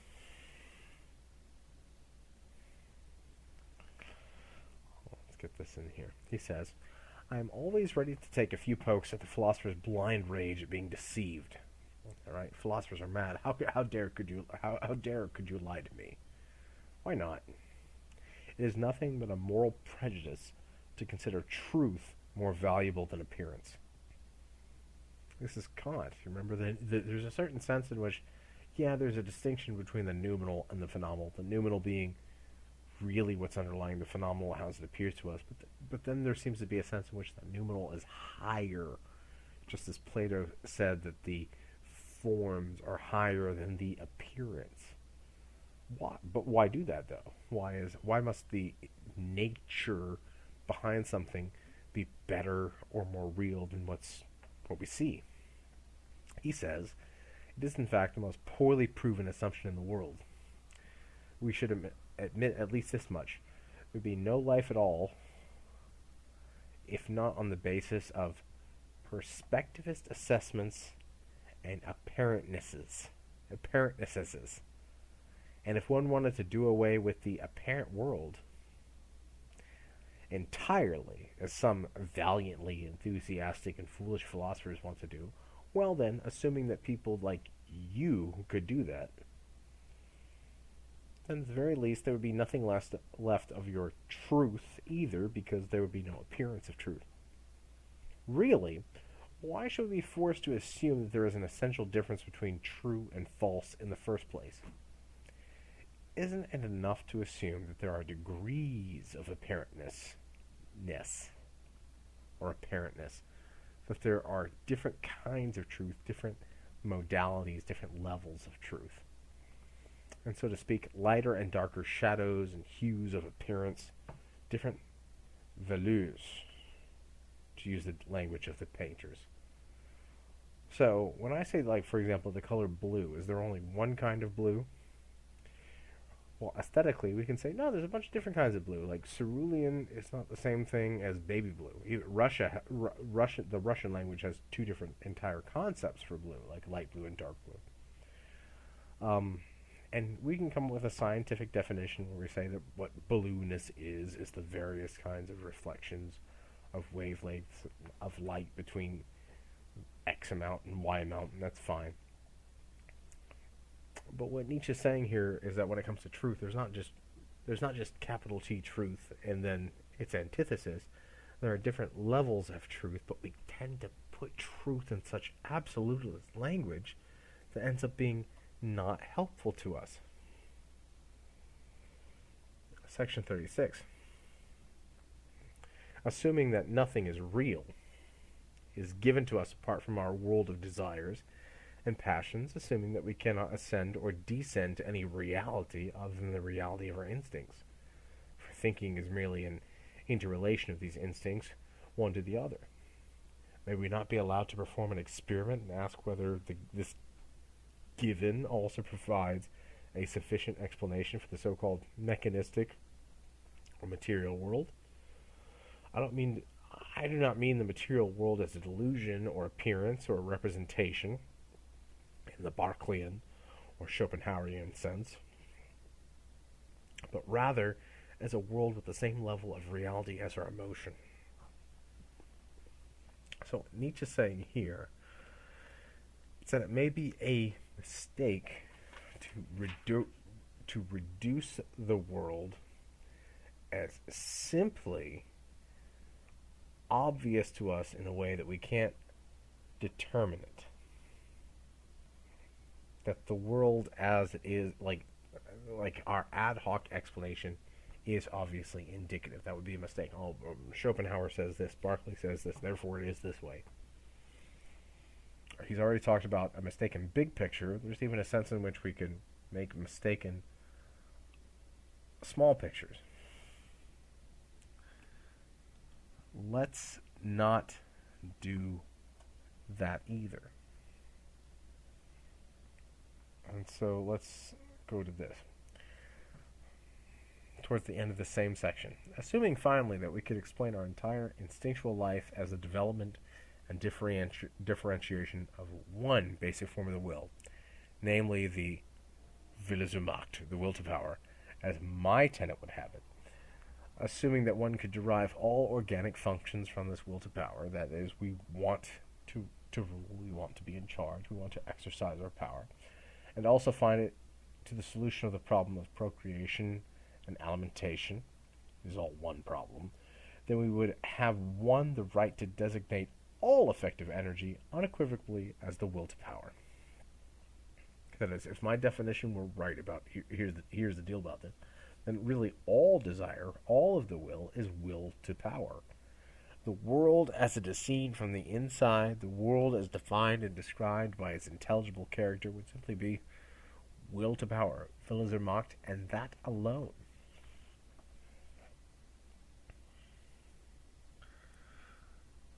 Does he want to do that? Moving forward. Look at section 42, maybe a little section 43, and then we'll get into our chapter 42, chapter 43, and then we'll get into a little bit of section 3. A new category of philosophers is on the rise. This has been part of the theme of this book, like it's channeling Feuerbach, like philosophers of the future, like where are we going to go with this? A new category of philosophers is on the rise. I shall be so bold as to christen them with a name that is not without its dangers, as I divine them, as they allow themselves to be divined. It's part of their nature to want to remain a riddle in some respects. These philosophers of the future might rightfully, perhaps also wrongfully, be described as experimenters. And this name, too, is ultimately only an experiment. And if you like a temptation, philosophers of the future, they're going to play with things that people in the past would never have dreamed of. Are they new friends of truth, these approaching philosophers? Probably so, for until now all philosophers have loved their truths, because most philosophers are dogmatists. But it is certain that they will not be dogmatists. There it is. New philosophers, they might like the notion of truth, but they won't like big packaged truth systems. It would surely go against their pride and also against their good taste if their truth had to be a truth for everyone else too. That's the problem here for Nietzsche, that truth has to be truth for everyone. And when we say that, it doesn't mean that 2 plus 2 doesn't equal 4 for everyone. But Nietzsche would say, is that really a fundamental truth? Like, yeah, sure, that's math. But is that really indicative of all reality and all lived experience? No. Like, no one's ever solved a math problem and been like, this is it. This is life. That's part of Nietzsche's point. That stuff can be true, but it's not necessarily life-changing or life-enthusing. My judgment is my judgment. No one else has a right to it so easily. As a philosopher of the future might say, we have to rid ourselves of the bad taste of wanting to agree with so many others. Good is no longer good if our neighbor takes the word into his mouth. So how could there possibly be common goods? So when we get to the point where we're figuring out what good is and realizing that what's good for me might not be good for you, talking about common good doesn't make any sense. The term contradicts itself. Anything that is common never has much value. In the end, things will have to be as they are and always have been. The great things are left to the great, the abysses to the profound, tenderness and thrills to the sensitive, and to sum it up in a few words, everything extraordinary to the extraordinary. Alright, let's move on now to section 3. Nietzsche says, "The great ladder of religious cruelty has many rungs, but 3 of them are the most important. In earlier times, people offered their god sacrifices of human beings. Molech, for example, the Carthaginians, perhaps even those whom they loved best. To this group belong those first sacrifices of all prehistoric religions, and also the Emperor Tiberius' sacrifice of the Mithras grotto on the Isle of Capri, and the most terrifying of all Roman anachronisms. Later, in humanity's moral epoch, people sacrificed to their god the strongest instincts that they possessed. I'm going to sacrifice aspects of myself. I have this, I'm going to sacrifice it. I'm not going to do it. Their nature. This is the celebratory joy that shines in the terrible glance of the ascetic, of a man living rapturously contrary to nature. Finally, what's left to sacrifice? Didn't people finally have to sacrifice everything comforting, sacred, curative, all hope, all faith, in hidden harmony, in future bliss and justice? Didn't they have to sacrifice God himself, and out of self-directed cruelty worship stone, stupidity, heaviness, fate, nothingness, to sacrifice God for the sake of nothingness? The paradoxical mystery of this final cruelty has been reserved for the generation that is just now emerging, and all of us already know something about it. So here, Nietzsche, in his conception, is describing really 3 phases. First, the phase where people sacrifice big things. People are sacrificing other people. The second phase, people are sacrificing parts of themselves. Get big parts of themselves. Okay, I'm going to sacrifice my joy for the sake of God's happiness. And then, finally, sacrificing to God for the sake of nothingness, where it doesn't matter. So, Nietzsche might even argue that at a certain place in time, sacrificing aspects of our personality to God may have made sense. But Gott ist tot, as we saw in Zarathustra. So, sacrificing ourselves to God in this way no longer makes any sense. It doesn't do anything. It accomplishes nothing. Which is why he says further in section 57, as his intellectual sight and insight grow stronger, the distances, as it were, the space surrounding a man, der Mensch, increase. His world becomes more profound, new stars, new images, and riddles keep coming into view. Perhaps all the things that trained his mind's eye to see more acutely and profoundly were nothing but occasions for training, playthings for children and childish people. We're talking not about actual children, but things in the past, things that humans kept their mind's eye on, things that they thought about. Maybe it was all trivial up to this point, inconsequential. Perhaps the most solemn concepts, those that have triggered the greatest struggles and sufferings, the concepts of God and sin, will someday seem no more important to us than the toys and pains of childhood seem to an old man. And Perhaps the old man will then need a different toy and a different pain. So much a child, an eternal child. What he's saying here, much more strongly, is consider the way that, an adult thinks of the childishness of his youth, or even of humanity in general. You probably, you might still have in your own household toys from your childhood. And you know that those toys from being a child meant a lot to you. You might have had like a teddy bear. Like I know my own sons, they're 9 and 7. They have what they call loveys, right? Like they're teddy bears, they're pillows that they cuddle. And I'll admit, I as an adult, I don't have teddy bears. I still have pillows that I like to cuddle at night. Like the thing, I take a pillow and I wrap around it. It means something to me. But they don't mean the same kind of thing to me that they did when I was a child, where I had for me, I had a big, it wasn't a teddy bear, it was a teddy dog. Okay, I remember my mom can tell you, it was called Doggy Pillow, and I loved it, and it was awful and constantly falling apart. But we have a certain attachment to things from our youth. For me, I could think of, like I said, my teddy dog, my action figures, like the toys that I played with when I was a child. For some of you, it might be G.I. Joes, it might be particular groups of Legos, it might be Barbies.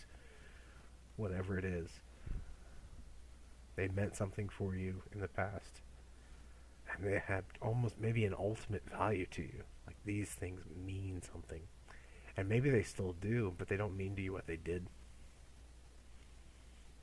because you were a child then, and you're no longer a child. And this is part of humanity's awakening, that it's no longer, this is part of the philosophy of the future, where we as humans are not going to remain in childhood. There's a sense in here in which Nietzsche is echoing the notion of was ist Aufklärung, what is enlightenment? Although he's not big on the Enlightenment. Remember Kant said that what enlightenment is, it is mankind's ending of its self-imposed minority. We're not going to be children anymore because we say we're not children anymore. Even though Nietzsche would say, you can say that all you want, you're still children, because of the toys that you're playing with. We need different toys. We as human beings need different things to play with. It's not going to work anymore. Maybe there's an analogy here, like a young person can play with, a little kid can play with anything. They can play with their own pacifier. A little kid can play with any toy. Like, look at toys for young children. They are completely benign and unsophisticated. Like, just look at them. Their lack of detail. Duplos. Here's the block. Here's another block. Here's the thing. Here's another thing. And as you get older and older, we have more sophisticated toys. We have really, I would say, video games and films today are in many senses toys for adults. Nietzsche saying humanity in its history has outgrown its toys. It might need new things to play with. And that's what the philosophy of the future is going to look like. Moving on. Section 61. And then pretty soon we're going to get into some of the epigrams. But section 61, this is page 333. The philosopher, as we understand him, we free spirits, as a person with the most wide-ranging responsibility, whose conscience encompasses mankind's overall development, this kind of philosopher, in his efforts to improve education and breeding, that is, making human beings better. I think we can overdo that literal reading there. Will make use of religions just as he makes use of political and economic circumstances of his time.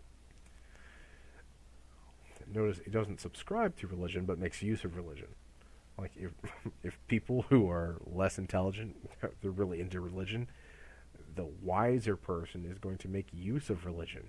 You believe this? Well, God told me to say that.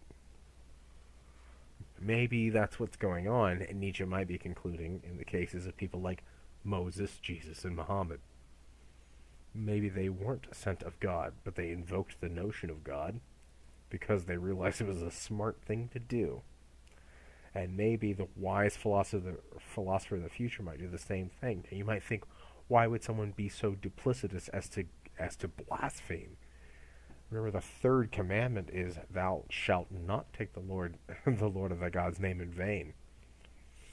The overman will do precisely that. God told me to say this. Everything's fine. Everything's good. God said so. Yeah, I'm on God's team.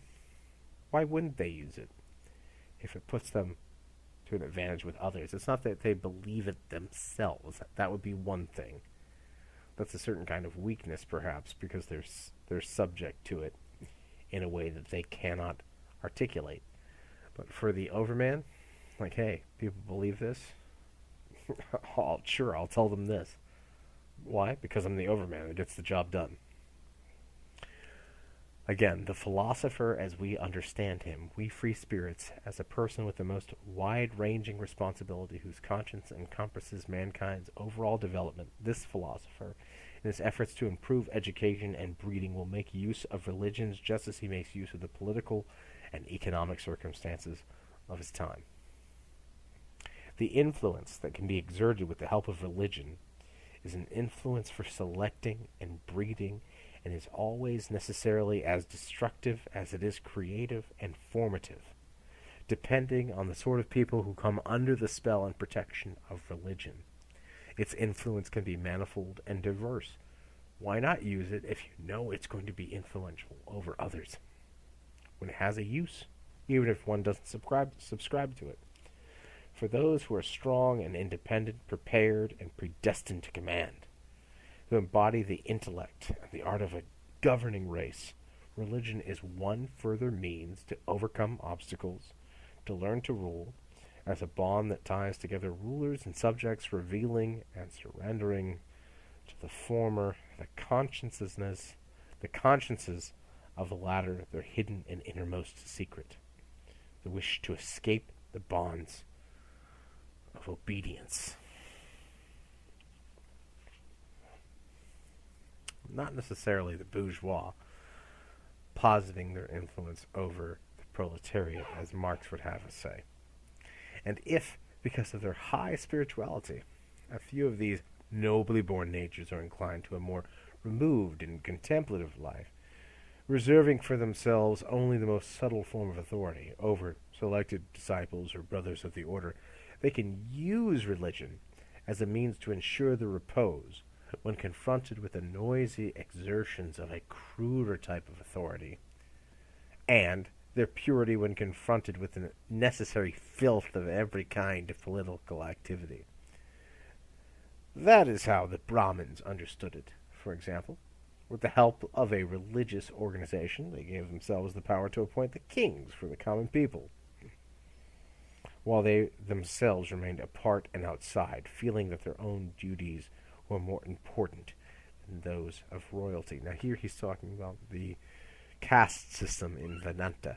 That something amazing that happened in classical Hinduism was that there were the Brahmins, who were able to appoint rulers, even though they were not rulers themselves, saying, we're above that, you do what you do, we're the ones really running the show. And there are various versions of this throughout history. It might even be the democracy, the notion of democracy, that people are more authoritative than the individuals that rule and give a sense of power. Like, we're the ones in charge, you yield to us. It gives a sense of that, perhaps. A sense of authority. But that's just it. This kind of new power is a sense of authority over those in authority. Someone may be the king, but I'm the one who elects the king. I think we see that in democracy today. It might be a little bit more fragmented than that, but that's the idea. we appoint, and we make those who we would have ascend.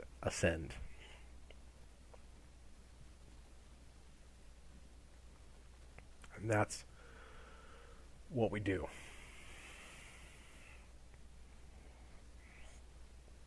Nietzsche continues. Meanwhile, religion also gives guidance and an opportunity to prepare for eventual authority and command to a portion of the governed, to those slowly rising classes and ranks whose successful marriage patterns have ensured that the strong desire of their will to self-rule, is always growing. Religion can offer them enough incitements and temptations to go the ways of higher spirituality, to test their feelings of great self-control, silence, and solitude. Asceticism and Puritanism are virtually indispensable means to educate and improve a race that wants to overcome its origin in the rabble and work itself up to eventual authority. What Nietzsche is saying at this point is, again, religion is something, I think often we hear Nietzsche, God is dead.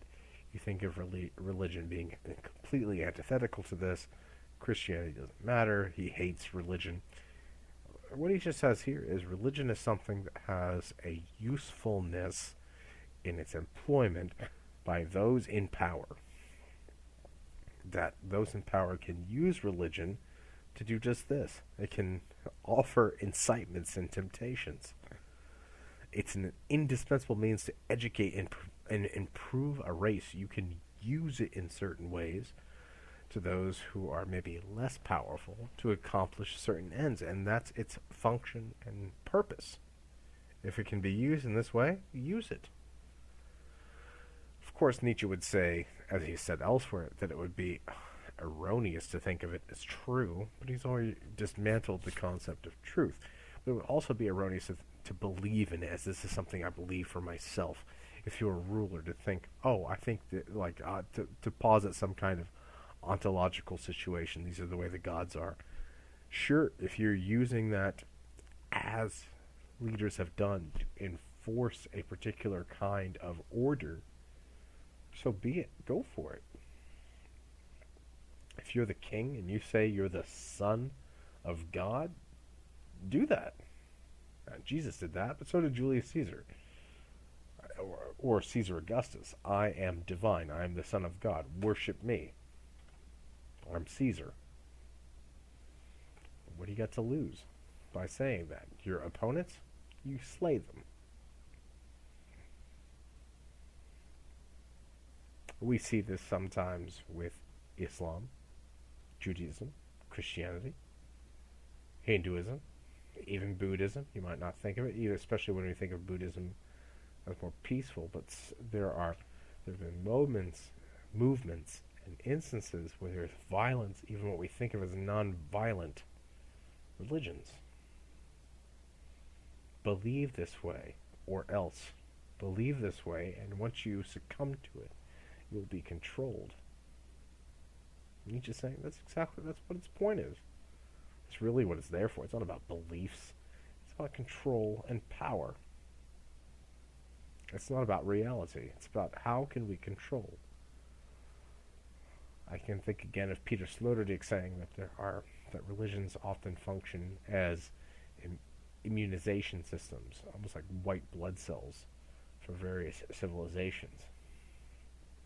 Yeah, because that kind of immunity functions as a kind of audacity. It functions as a kind of authority ruling over and against. Section 62. Finally, of course, to reckon upon the bad side of religions like these and expose their sinister danger. You can do this, but their mistakes can be made.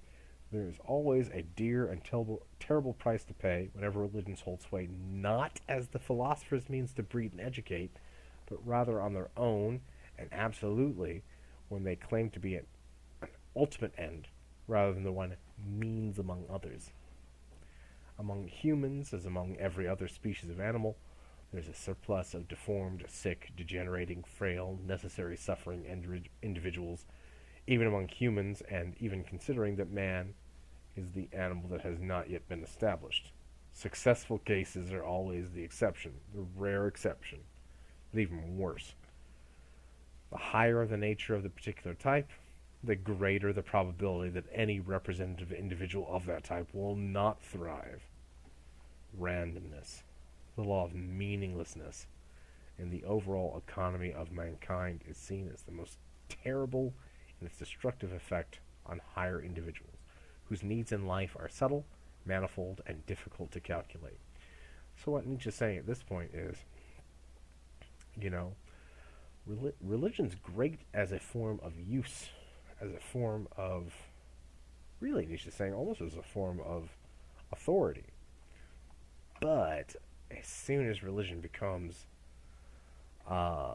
something that ends up validating these weak forms of humanity, the deformed, the sick, the degenerating, the frail, the suffering individuals,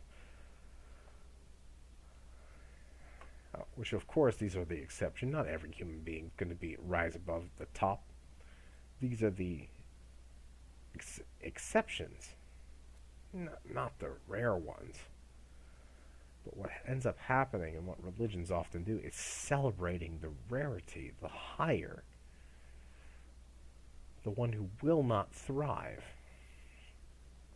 Okay? Think of parts of the Sermon on the Mount. Oh, you've been slapped on the cheek? Present your other cheek also. You've been told to donate your shirt, donate your tunic also. You've been told to walk a mile, walk another. That's Christianity. Go above and beyond to make yourself weak, to make yourself subservient. Who would be first would be last. Nietzsche's saying, well, yeah, that's how you, there's a certain sense in which that's how you produce responsive individuals, but if people, especially at the upper echelons, that's what their belief is, people at the top are in the subservient forms of religion, that's going to be problematic. That's not going to work. That's going to be a kind of, as he's going to say elsewhere, a sublime deformity. There it is. That's a sublime deformity. Oh, there's a sense in which it's beautiful, a beautiful ugliness. Is what that would mean. A sense in which it's a beauty to behold, but involves a kind of ugh.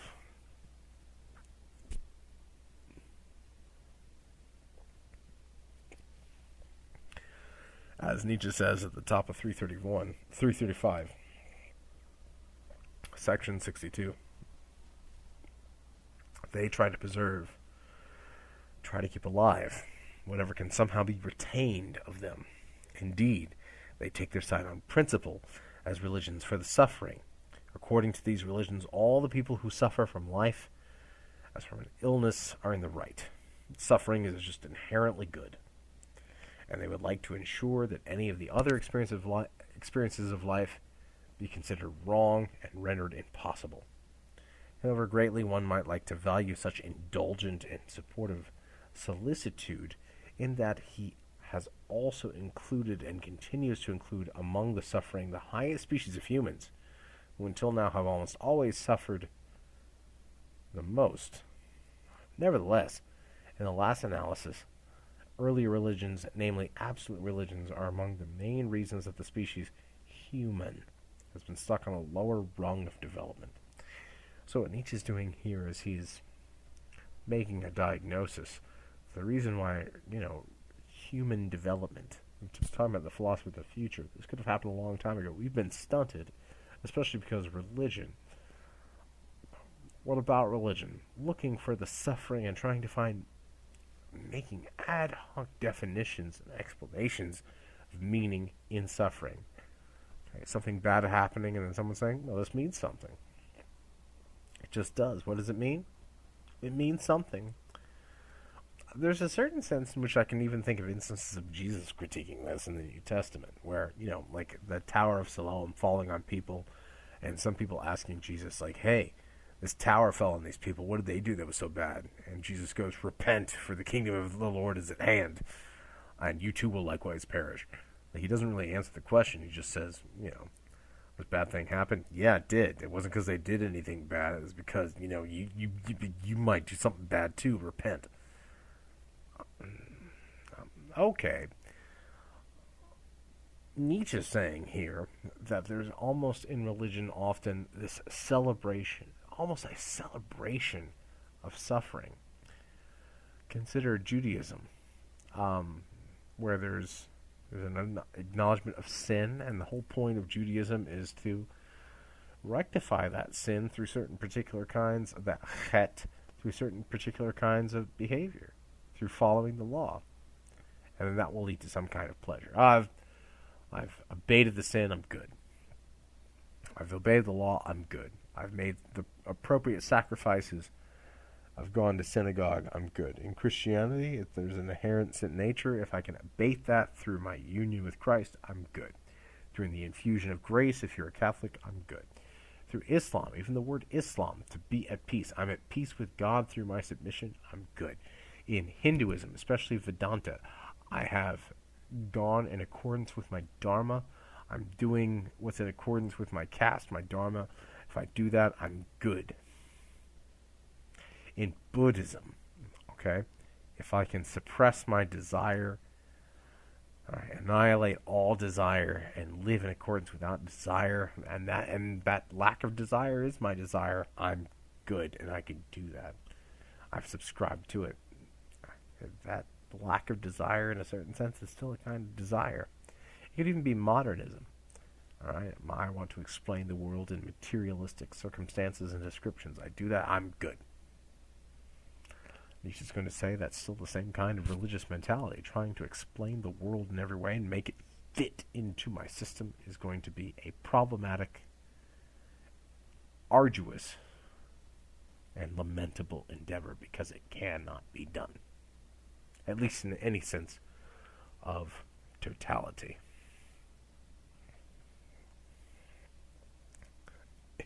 We will be instances of sublime deformity.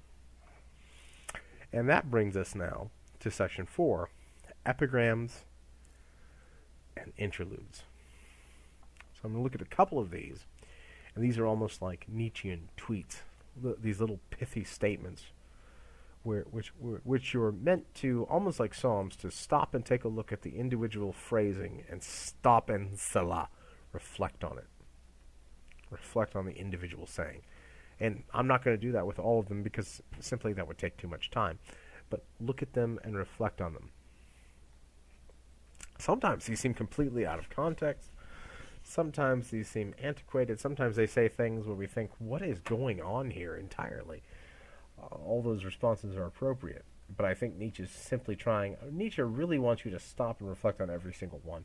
Now, I've heard that Nietzsche had severe migraines, and so he would write and then stop for periods of time. And I think some of these results may be from that. Now, that's speculation on my part, that he was writing, having a headache, going, I'm going to write this down, here you go, just do something with this. So let's look at some of these. Again, I'm not going to look at all of them. First one, 63.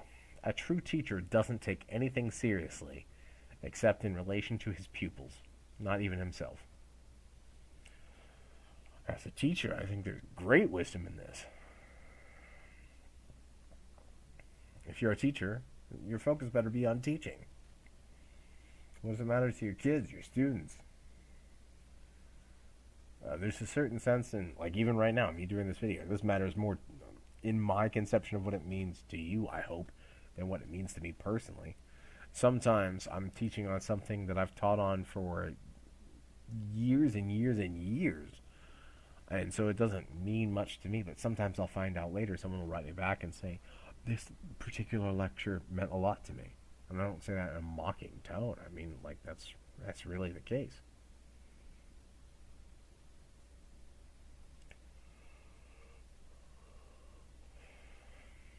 Let's keep going forward. Some of these I just want to reflect on. Sometimes they're provocative, sometimes they're interesting. Almost all of these are ones where people can stroke their chin and go, ah, yes, that's deep. 68. I have done that, says my memory. I cannot have done that, says my pride, and remains unshakable. Finally, memory yields. What he's saying here is that we have a dialectic. This goes back to the birth of tragedy. There's a dialectic between the Dionysian and the Apollonian in our memories. There's that which we've done we remember, and there's that which we've done which we think is appropriate. And we end up kind of distinguishing between the two. That which we should have done, we're like, yes, I did that. And then when we did something that we wouldn't want to have done, we wouldn't want to have done, we rarely confess it unless we have particular reasons for doing so. Those particular reasons for doing so probably are indicative or constitutive of the will to power.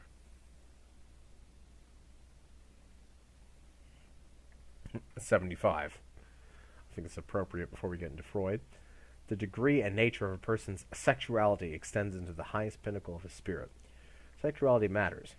It may not be the most important thing, but people's sexual desires and their sexual identities are going to end up determining quite a bit.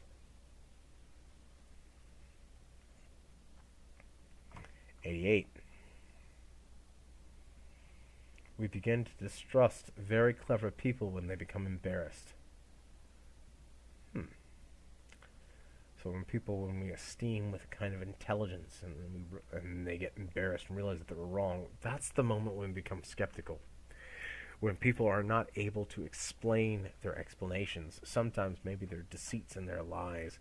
Maybe think of nervous parents describing the existence of Santa Claus. Let's say you're a child and going, "Hey, why didn't Santa eat his milk? Why didn't Santa eat his milk and cookies? Also, Mom and Dad, we don't have a chimney. How did Santa get in?" Well, he transmuted into the building. We begin to distrust very clever people when they become embarrassed. When people are trying to come up with explanations or they can't, we become distrustful of people when they try and give us explanations that simply are not going to fly. That's what he's saying here in section 88. 89. Dreadful experiences make us wonder whether the person who experiences them may not be denying something dreadful. So, if you've ever been through something bad, it feels bad. If someone, like you think of a fictional story, someone else is going through something bad, are they really going through something bad? Or is it really our conception of their badness that's bad? There's a cleverness there in Nietzsche, I suppose. Section 94. A man's maturity, having rediscovered the seriousness that he had as a child at play.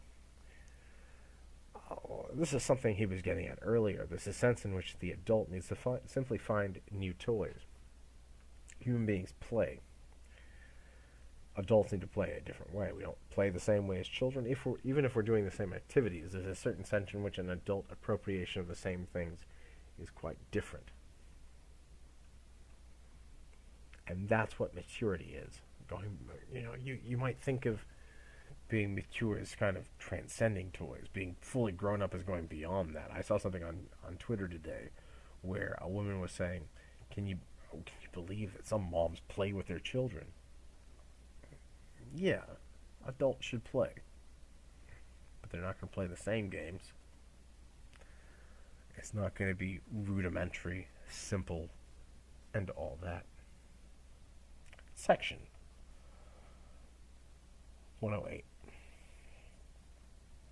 There is no such thing as moral phenomena, but only a moral interpretation of phenomena. We could make this more broad. There's no such thing as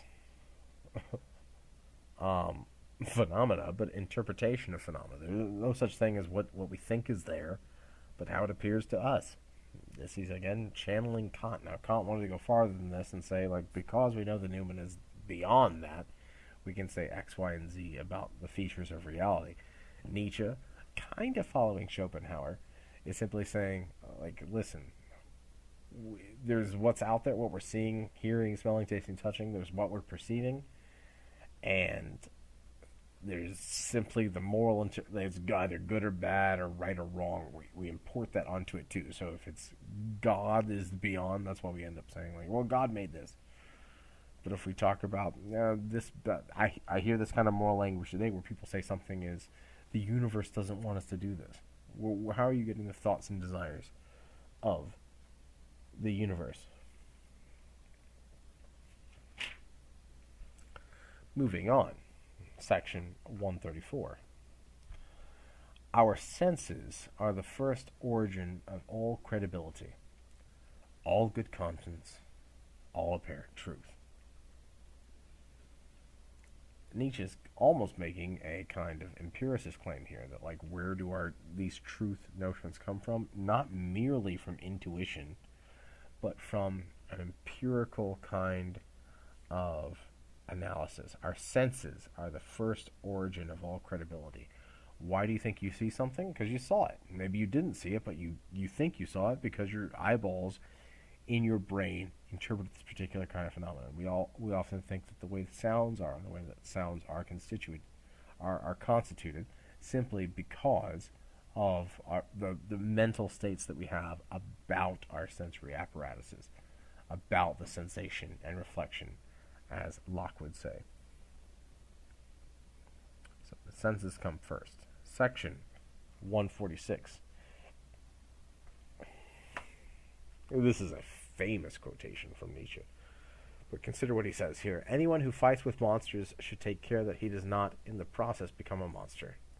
And if you gaze for long into an abyss, the abyss gazes back into you. It almost seems to be kind of a practical advice. If you're going to fight something, don't become the thing that you're fighting. Like, maybe know it, study it, do that, but don't become it. If you stare at it, it'll become you, or you'll become it.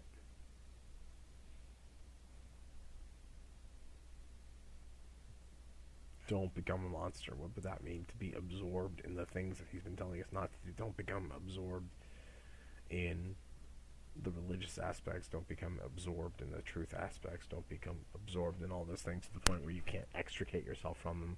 If you do so, you're going to be disappointed, and you're going to be in the abyss, and it's going to stare right back at you, and you're going to go, whoa, without any kind of commentary whatsoever. I like this next one, page 1 or section 156. Madness is rare in individuals, but in groups, political parties, nations, epochs, it's the rule. When you get a bunch of people together, expect them to be stupid. Nietzsche's not saying that people are stupid generally. He's not saying that individuals are stupid generally. But what he is saying is you get a bunch of people together, they're going to be complete idiots. Just expect that to happen. Expect them to be mad as the rule. That's what's going to transpire.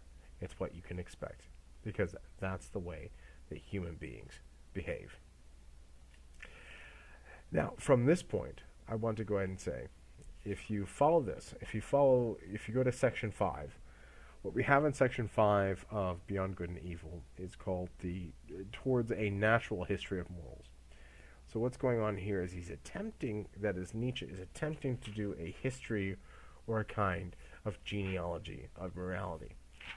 Now, it's underdeveloped at this point. There's other sections where he talks about we scholars and our virtues. But he's getting at a kind of history or genealogy of morality that he is going to more fully develop into a completely separate book called The Genealogy of Morality. So we are going to look at that separately, and I want to spend most time focusing on the first essay in The Genealogy of Morality. I'll give you a page number on that, and then I'm going to move forward. Now, the preface of The Genealogy of Morality starts on page 390, and the first essay starts on page 395. I'm probably going to go into a relatively detailed look at the preface and the first essay, and then more shortened versions of the subsequent essays.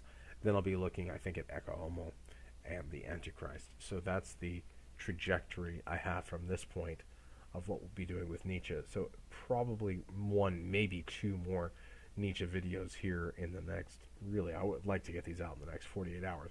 Then I want to move on to Freud, and I want to take a look at Freud, especially how he's continuing the theses of Nietzsche in some ways, and to some degrees, the theses of Marx. So that's going to be this video. If you have questions for me, please contact me at thomasb@usca.edu. All of you have a good one. All right, I look forward to reading your Nietzsche papers soon. Bye-bye.